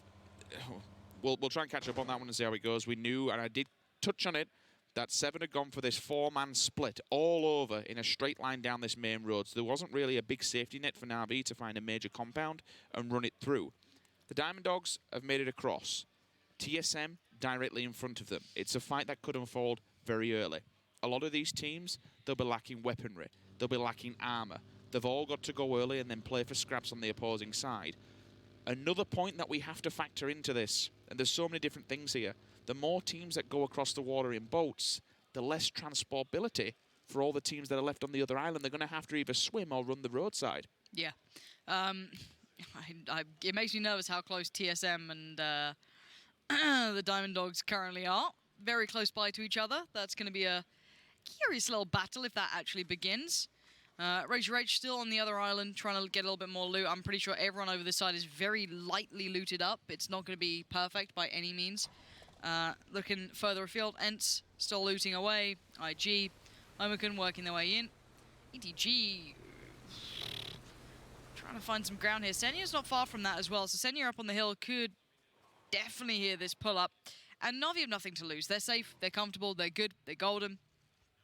Losing out on Best Lock sucks, sure, but they're fine. They don't care. They're now just going to take names. They're just going to make it very tricky for any of these teams. And it looks like Senya's just super drilled in, super focused. Are going to maintain control and ward off 3 other players. But yeah, it is quite scary when you look at that 7-8-9, isn't it? Diamond Dogs, Raise Your Edge, and TSM. You feel as though they're going to make it in towards the top 6, potentially, some of these boys. But we've seen ridiculous stuff happen. We've seen crazier things at times. IG aren't far away from this either. They're pushing, they're trying. 52, it's going to be close. How many times have we seen a team qualifying on the very last Like 1 match? point, yeah. On the very last day. It always happens. It always comes down to just minuscule and minute numbers. I think this will be the same, and it does make for a damn good competition and a pretty intense one at that. It's a lot to deal with if you're a player. Rahina have found a boat, but it's quite far away. You need the meds to survive this one. You will be able to get in before the blue hits. They should be okay. It's intriguing to see, because yesterday I think we saw the same for Ens. They actually died to Raise Your Edge in the same scenario. They came past in the boat. Don't get me wrong, Gaxi just went complete and utter nutter. Yeah. Just and managed to survive it, so it's not completely out of it, but still, it could be some good points for Raise Your Edge. You're also looking for a boat we can see on the map. Rahina is behind them. Misa +1. If they turn up unannounced and they're just getting themselves together on the beachhead, actually, that could be a reality. God, look at it. You've got Rahina's coming to pick up the rest of their players.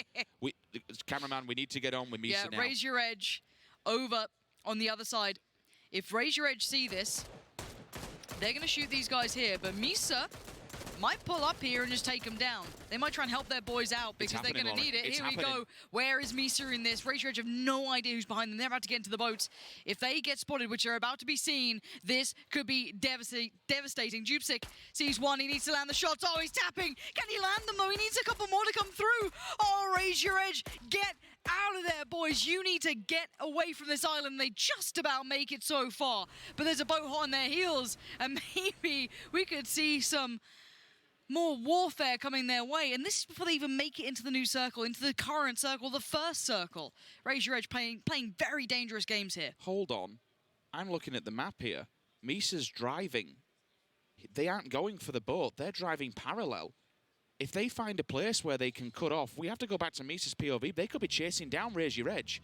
Genuinely, I think this is going to happen. Let's see if they're looking for it. It looks like they pulled up again. I think they're going to go for a second crack at this. Jupsik's there. Misa's there, I think. They're going to be fine towards Raise Your Edge. More tags are coming out. Raise Your Edge. This is so dangerous for them. If these shots land, if a couple of players get knocked, this is going to be such a big issue. And why would Arena not go for this? They might as well at this point. The shots are far. They're having to It's really... smoking, oh, Lauren. no! Raise Your Edge. This could be it. This could be them done. Oh, my God. It's over. Raise Your Edge go down in 16th.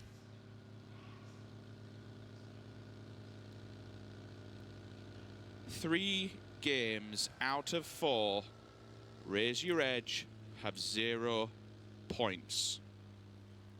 Today they came into this competition with 6 games, and they were only team above 50 points with 6 games done. Everything that could possibly be going wrong for this roster is going wrong. They have dropped the ball. That is just a set of, and I will say this, a set of deadly and devastating, unfortunate circumstances.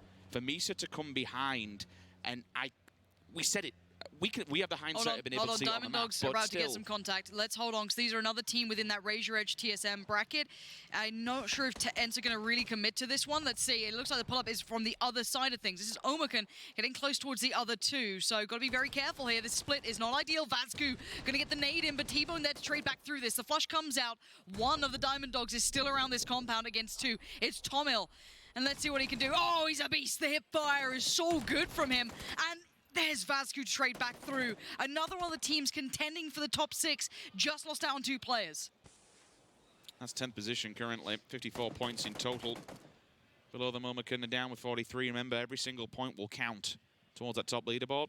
Updating on the left-hand side, keep your eyes on it. Raise Your Edge now. Looking so fragile. Game by game, they are just moving away from that qualification spot. Tornado Energy and Adepts, they're still laughing. Every time we see one of these go down, you just know a little part of them smiles somewhere. Circle is awkward. What in God's name is that? What in the hell? Is it a bird? Is it a plane? No, it's the tab, and he's pretty much mopping up most of the server. But he's still being on the move, going to be heading further in towards this one. They have to shift all the way from the west. The circle has got a lot of that Northern Ireland in it still. It would... I don't even know what to say. Because we're not on phase 4 yet. Like, anything can kind of happen. It could still bop between either way. Yeah. WS15, it would be smart for them maybe to re-rotate and go past Farm and Milta and come on from the...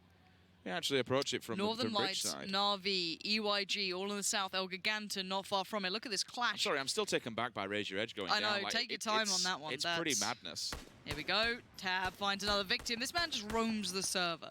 He's something of a myth that you tell your children to, like, don't go to the forest. There's a tab lurking away. Like, he's a scary creature to be coming up against at this point. Like, he's just running through players. EYG have now abandoned this. They're going to swerve off in towards the military base. Northern Lights going to be peeling themselves away as well, and El Giganton heading further in. Navi have nothing to lose, and it may be the most deadly thing about them here. They can just play however they want to. There's no pressure on them. But you can see what they're like. They do like to play their standard game. Now, TSM holding strong here in quite the central areas. I am seeing Vazku continuing form here by taking on Edelweiss, getting at bare minimum a knock towards that. So wondering if they can get the flush to follow. Simsy and Calvin pretty close by to this as well. So they'll be trying to stay alive in this. It's going to get messy because the rest of them are going to hear. This will be a big fight. 7 initially falling. Rick's gone. Tizerin's actually dead completely. They'll fortify this one with a bunch of grenades and just go on the mop-up. Where's the rest of them, though? Is there any kind of response? Sadovnik hitting the... Ooh, oh my god, he's 1 HP! He was kept alive by a table leg for a little bit. Whoever made that table, go pick it up, guys. That is very resilient. Ivo killing with an Uzi. Shows exactly what they're playing with right now. It is just really, really bad loot, and that comes off the back of moving early. This circle dictated how they're going to be playing the late game. Simsy, the team looking for qualification, and the Diamond Dogs out in no man's land. Caught with your pants down. That's Verin. No idea what he was doing, to be fair. Just wandering around like a... completely lost altogether. This is Vazku's from earlier on, round the corner. Moving at least 2 of them, was it? It was. All right, fair play. So 7 just got capitalized upon. Not having any kind of information to work with, Oma can at least still going forward. They'll hold this compound down. Na'Vi out in the open airfields. Doozy, though, confirms one. Makes things a little bit easier for all the rest of the players that want to work off the back of the south. Over in the west, ends. Oh, there's so much water Rahina, WS15, the circle, it is treacherous. That is so cruel. This now pays dividends for people like IG, TSM, Omicron. Hell, even the Diamond Dogs, maybe only 2 of them alive, but they are inside the circle. Priority compounds now, focus shifting towards that coastline. Yeah, we'll be seeing a lot of people lurking towards that, but mathematically speaking, it will probably have to still somewhat touch the bottom of it, so you can just try and shuffle in if you can on that hillside that rolls around. But the west is deadly right now. Ents, Rahina, they're all over here, and there's not much room, and it's not a comfy run away from it. Ents at least have a way on the hill. They're okay to a degree. They're not necessarily safe. Their fight will probably happen once they try and get into the circle. If Omicron were looking that way, they're not right now. They're worried about their own business going on. This circle in particular, central area between Omicron and IG, it's a bit of a no man's land. It's a very dead area. There's a you can work with, but TSM should be halting anyone's approach from the southern side of it. Up in the north, no one can really get to it. Pixel from the coast, from the little bit of the rocky area, should be able to see that entire coastline. It opens up the entire viewership until you just get to the point above Omicron. There's a few tree lines people can hide within. That's where WS15 will slot themselves into this scenario. Squeaky does hold forward, at least gives an entry point for the rest of Ents. Na'Vi, Rahina, well, honestly, if they make it in, I'd be surprised. They'd have to stab someone in the back. There is a battle that's going down ensuing between WS15 currently and Omicron. Everyone's just going to slam into one another, team after team on this western side. 1, 2, 3, 4, 5, 6 teams. Only 3 of them really could survive this one. WS15's the first one that will be opened up upon. Maxi's down. Vasquez's got his number wrote. Rest of Na'Vi, well, between a rock and a tree, Rahina should be able to have an angle on this. If not, Ents will definitely. Vasquez still hunting out. Omicron, big performance this game already. Really taking some names. Northern Lights way out in the east still as well. WS15, bombardment begins. Omicron out for blood here as Na'Vi continue their way around the map. Just taking the tour, taking their time. Why not enjoy it? They're just looking at the view. And the view looks good for Omicron here. 2 kills. DP and Maxi go down. And off string. Looking like he wants to try and get out. And I don't think he's going to be gifted that option into the ocean and end it all. Why not? I think his options are pretty much out of it. Na'Vi have turned up out of nowhere, though, and they're causing Omicron problems. It is a 4 versus 2 scenario, but we can't count out these guys at all. Na'Vi are just having fun. Well, they are. There's probably some level of unconfidence if you're on the side of Omicron. You know what these points and these placements mean, and you got taken out time by Na'Vi in game number 1. And the strike continual and Senya hits a worldie of a nade. How is he getting it that far? Because he can throw really, really long distances. Rich. Just gonna double down on it. Why not? Omicron don't like that. Run from they it. don't like it. They're like, they have nothing to lose. We don't want to fight these guys. Sod that for a laugh. We're out. I don't blame them one bit. Why would you want that fight? This is the game for TSM to try and make something out of here. Go into recovery mode, push through, get that nice top 10 position. Unless someone goes mad and crashes that compound, which I don't think they will have to, they should be able to maintain in this split if they really want to for quite some time here. Unique ELG. Unique being kept at the door, unfortunately. The elevated line of sight will help out ELG. They have to come up and over that hillside, and once they crest this, they're going to be in trouble. Not even ELG is going to be the first direct point of contact. You have to look towards the south and towards the west. NLT and ETG could be coming from behind them. ETG will actually stop any advancement on that roadside if they want to try and swing around. 5 kills coming from Misa. Coming off the back of that quad kill earlier on in the back from Raise Your Edge in the water side. Unity now moving up and closing in. ETG should have held this. They shouldn't allow these players insertion into the circle. Now it comes down 2-1-2 and Lyra. And if you hold these boys here, they die. ELG should be able to move forward and advance and take advantage of the situation. But if you let Orange Snow in there, you're going to be in for a bad time because his teammates can find and work their way through. NLT, actually, Northern Lights on the different side. And this is what's going to happen now. We're going to have battles on all fronts. Northern Lights about to run to EYG. EYG about to run to ELG. Unity's there as well. It's another 4 stack of rosters all Northern just kicking Lights. each other. Right over the ridge, Rich. Deeps there, finds Anonymous. Why can I not talk? As Entropy still holding slightly further inland, but it's ELG making the push forward here. They need to get these kills and make them quick. Spyro's going to slow down Marselect, though, which is going to hinder the cause for ELG, and they're falling now. This is going to be Fex joining in on this one, and TSM could do with some of those kills. They can at least get a point from Ghostar there. EYG down to 1. ELG completely out of it. Northern Lights looking for a good game here. With a look against and gone, it helps out further for those people in that top 16 area. ENCE, good for them. That's some more points in the bag and maybe jumps them into the top 12, top 15. TSM still standing strong, playing for the long game and holding down two exceptionally priority compounds. Not something we would usually say in this scenario, but given this circle, the coverage that they're going to have, not only from the hillside, but because they're inside a building also, it'll be fantastic. It'll play to their advantage. Eventually, they will have to come out. You'll have the long woods just to their right-hand side. You'll see IG within there. Omicron on the beachhead. Bit of a run. Depends what Na'Vi do. The tab, again, Lauren touched on it, with what he's been playing so far today. He's been on fire. Could hit the world and could stop them in their tracks. Squeaky, the rest of ENCE, soon to go up against the Diamond Dogs. They advance forward. Everyone now inside the circle. Unity, still down in the southeast. It's a little bit difficult given Northern Lights and Lyron's position, but he is a lone man, is Lyron. It just depends what 2-1-2 does off the back of the contact. I think as much as there is a little bit of vision to be had across this map, I don't see anyone dying for a little bit of time now. Since that kind of east and west thing is resolved, unless someone gets caught out, maybe Tixu could get caught in the heels a little bit from Unique, but we'll see where that circle heads. TSM hedging bets right in the middle. It's gone north. That's going to be fun now. Look how many teams are not in a good position, and there's actually not that much to work with. If you look where Omicron are, that side of the road has very limited amounts. Now, for TSM, this is time to consolidate because teams will have very few options, which will force them to get close by. So good moves from them to bring them maybe back over towards Harry Potter Tower. They could reinforce that. They could maybe send Fex over with whomever he wants. Maybe stay with Brexco if they want the revive potential, or simply reinforce with Michael and Gemty.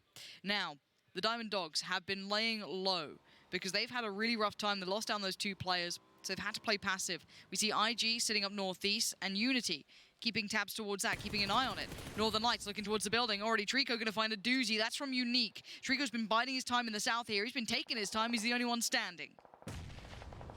That'll pretty much get the job done with the nade. He should bleed out. Points now confirmed. We move over to Inside Gaming. Unity finally knocking at the door. They have to run upside the hill, and it was a difficult entry point for them. But the one person we have to look out for is Anuctive. He has the off angle. He is behind enemy lines.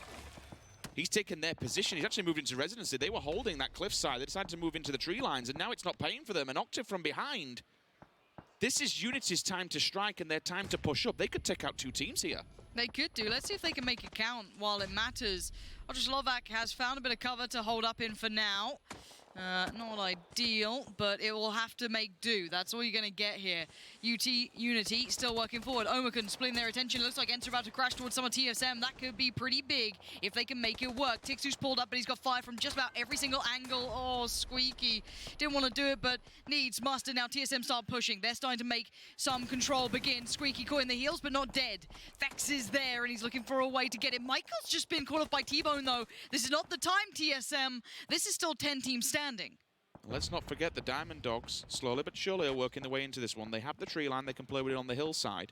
Trico still holding all of Unity back as a one-man band. Gemty goes down. Finally, the Diamond Dogs show their hand. It's instantly responded on.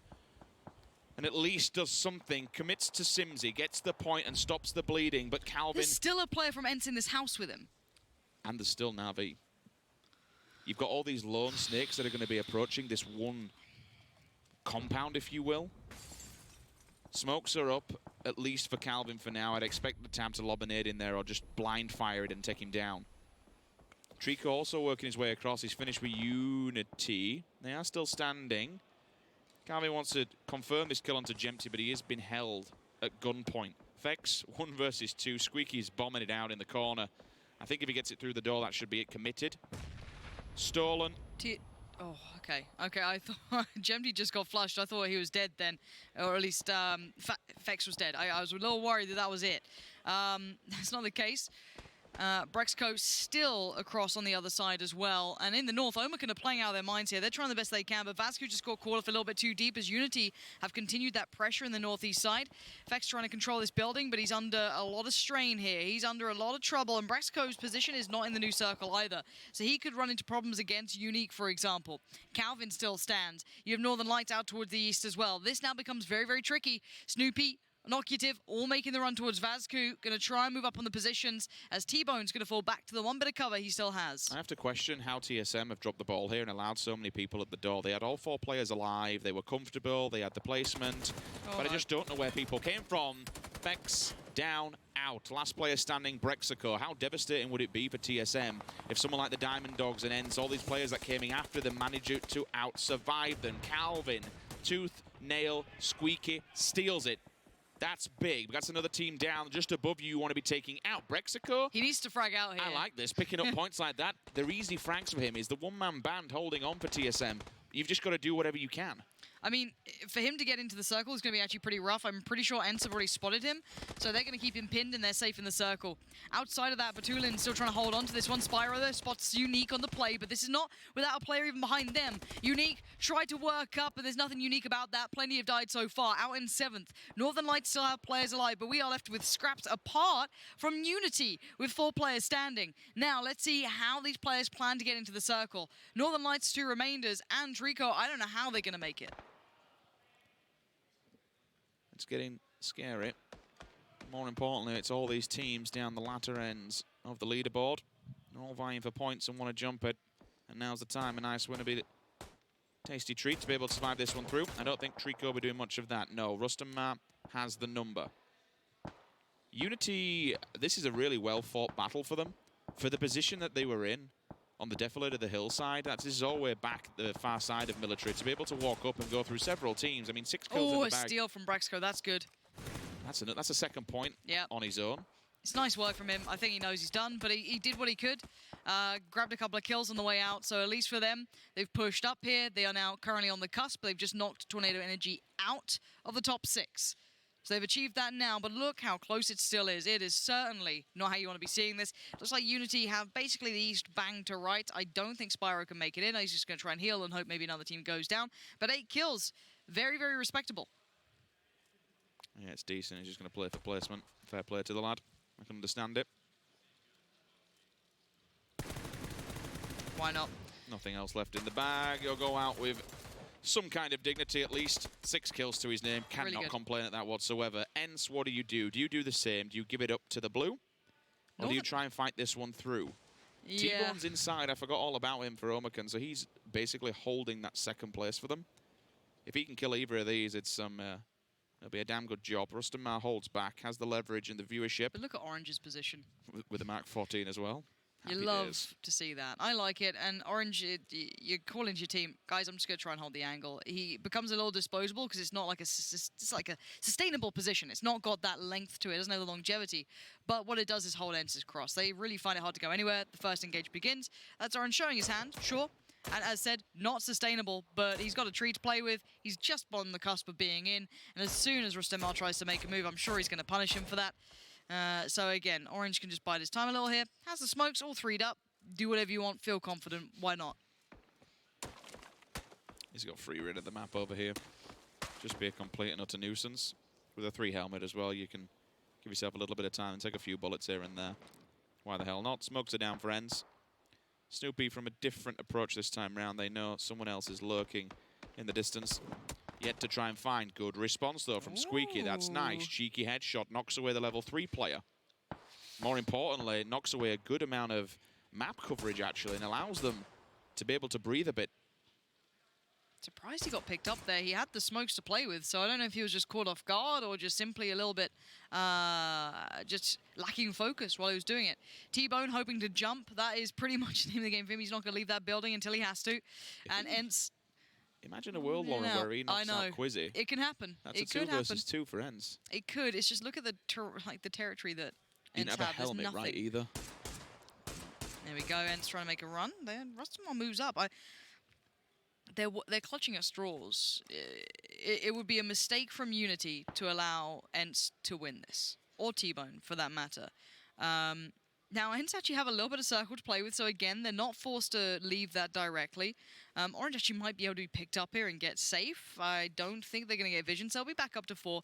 T-Bone will be forced to make a play. We'll see if there's danger if T-Bone outdoes Quizzy. If it doesn't, so be it. You can argue that that's pretty much all she wrote then, and that's no discredit to Squeaky or Rustamar. Simply put, the terrain heavily favors Unity. Back to a 4-man stack. The odds become even more difficult. T-Bone still just hiding in there, but it looks like Quizzy knows exactly where he is. He's been homing in on this door for a while now. A little bit of a level 2 vest, and that's about all he's got. Just comes out with his first aid kit in his hand. Please, don't kill me. Leave me alone, I'm a medic.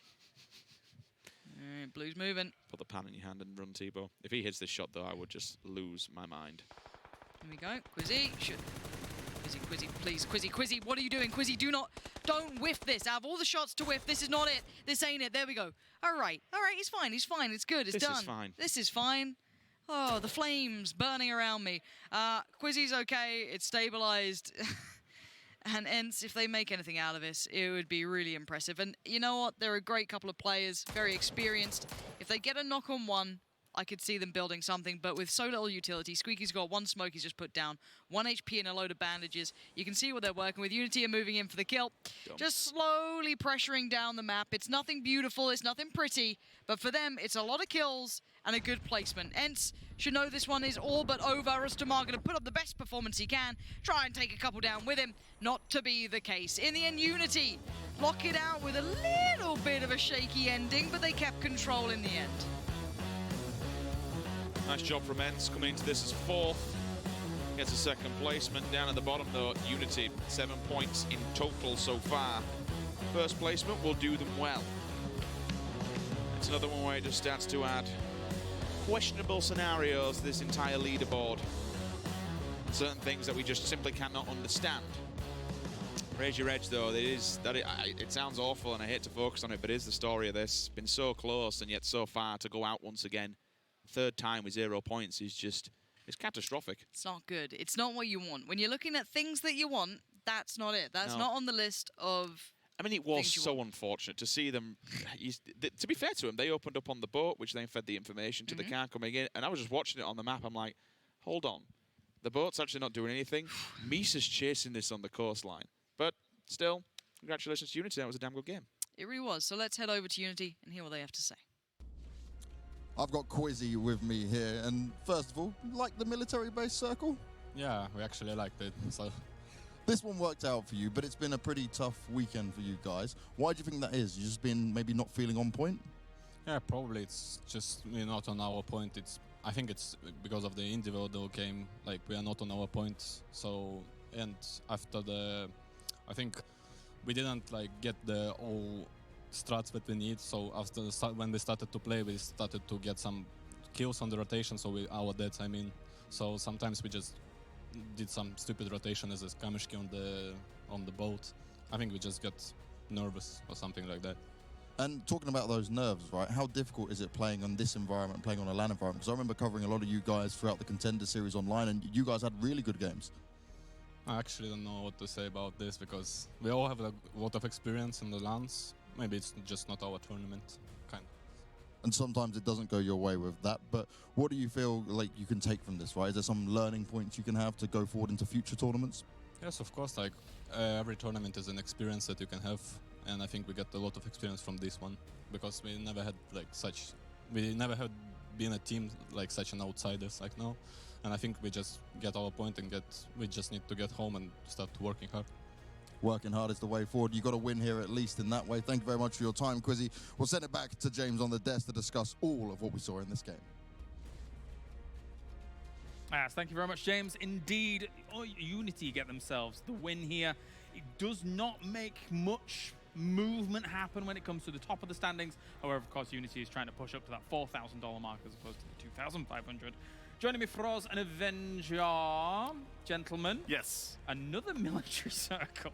Are they ever going to end? It's rough, but what you could take away from this is also see, nobody's still bridge camping. Everybody passed. Ends passed smooth on the western bridge. We had a lot of teams that just passed in kind of a late timing of the game, but NCES they just managed to nail that timing with nobody being in the bridge and nobody else also trying to move themselves across to the military. And so they're nailing that. Unfortunately for Ratio Edge, a boat does not have that much health, and they got taken down by Rahina Igemstas. I mean, the thing is, while we don't see that much bridge camp it's really not that viable. You might get a few kills, but most of the teams, they will opt out for going for a boat instead or try to go on early. If you're not one of the first teams over there already, you're not going to catch a lot of kills, and then you're going to be out of position.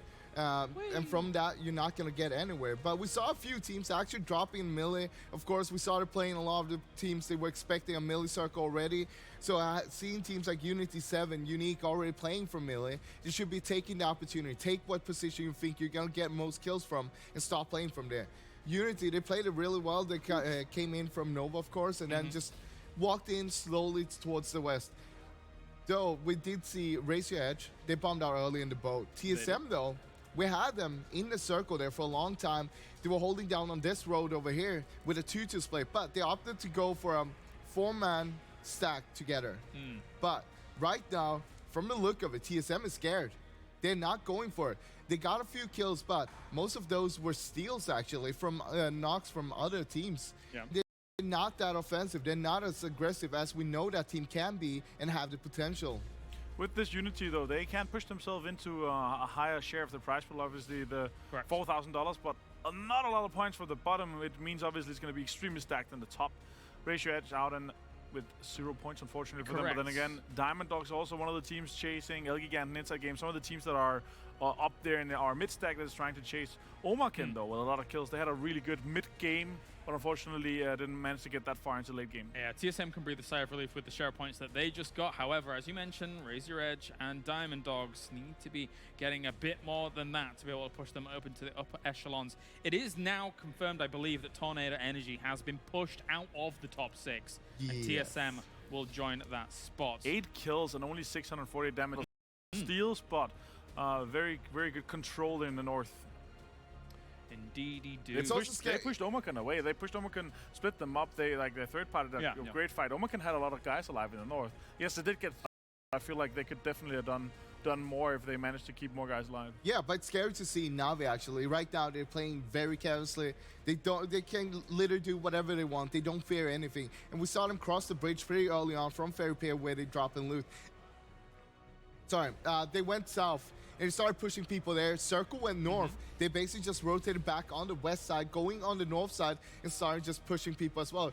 Sure, they didn't get too far. They did get killed, but they got a few kills here and there. Basically, the Dream Crushers right now. The Dream Crushers, my friend. It's getting a little bit scary for some of these teams now. There's only 2 games left. And some of the teams that we kind of predicted would end up in that kind of top 6 position are not there just yet. So TSM in there, most likely we saw it on the live scores. It looks like they're in the top 6 at the moment. They are. They pushed them out, but Adept still have a little bit of hope. They potentially could stay in if we have some of the teams that are in our 60 points that they don't make it. NLT is looking very good. If they continue this kind of the push and the amount of kills that they have, they could very well make it into the top 6 rather than Razor Edge. For Razor Edge, it's going to be a disaster if there's another military circle. The game plan. I think it's twice now that they've had this boat situation. Right, yeah, but they had 2 guys alive when they had that boat, and they actually managed to get a 2nd place with some kills. Gaxi clutched it up in the end. Well, the big thing is, so far, we've done 4 games today. Ratio Edge, they got 2 kills. That's not the Ratio Edge we know. Sure, they got themselves that win with the 2 kills, but it's not enough. They're not up there yet. They're not qualified yet, and they still need to push it further. Right. All right, gents. Well, of course, we've got 2 more games coming at you, but let's check in with Group C here at the PGS qualifiers, see what they think about all the proceedings.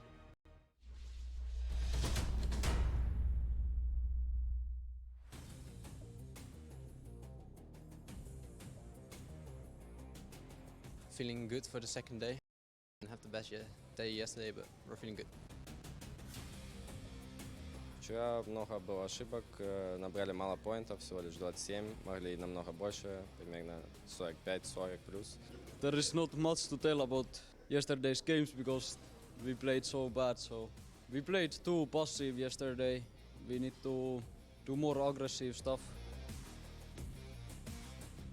Вчера было индивидуальных ошибок. Мы неплохо деремся, у нас много киллов, но плейсмент поинтов у нас вообще нет. Мы с любыми драться, но надо плейспоинта. Выиграли почти. Не повезло, не фартануло. I think we made like a lot of mistakes. First, the Wrangle game was pretty rough, but then even in like hard games, we managed to like get the points needed for going in tomorrow. I feel like we waited a lot for the second circle. We have to change some stuff up, and we hope it goes better today. The team that impressed me was Navi. They did pretty well yesterday. The three teams that impressed me were the other ones that finished in the top three already. They already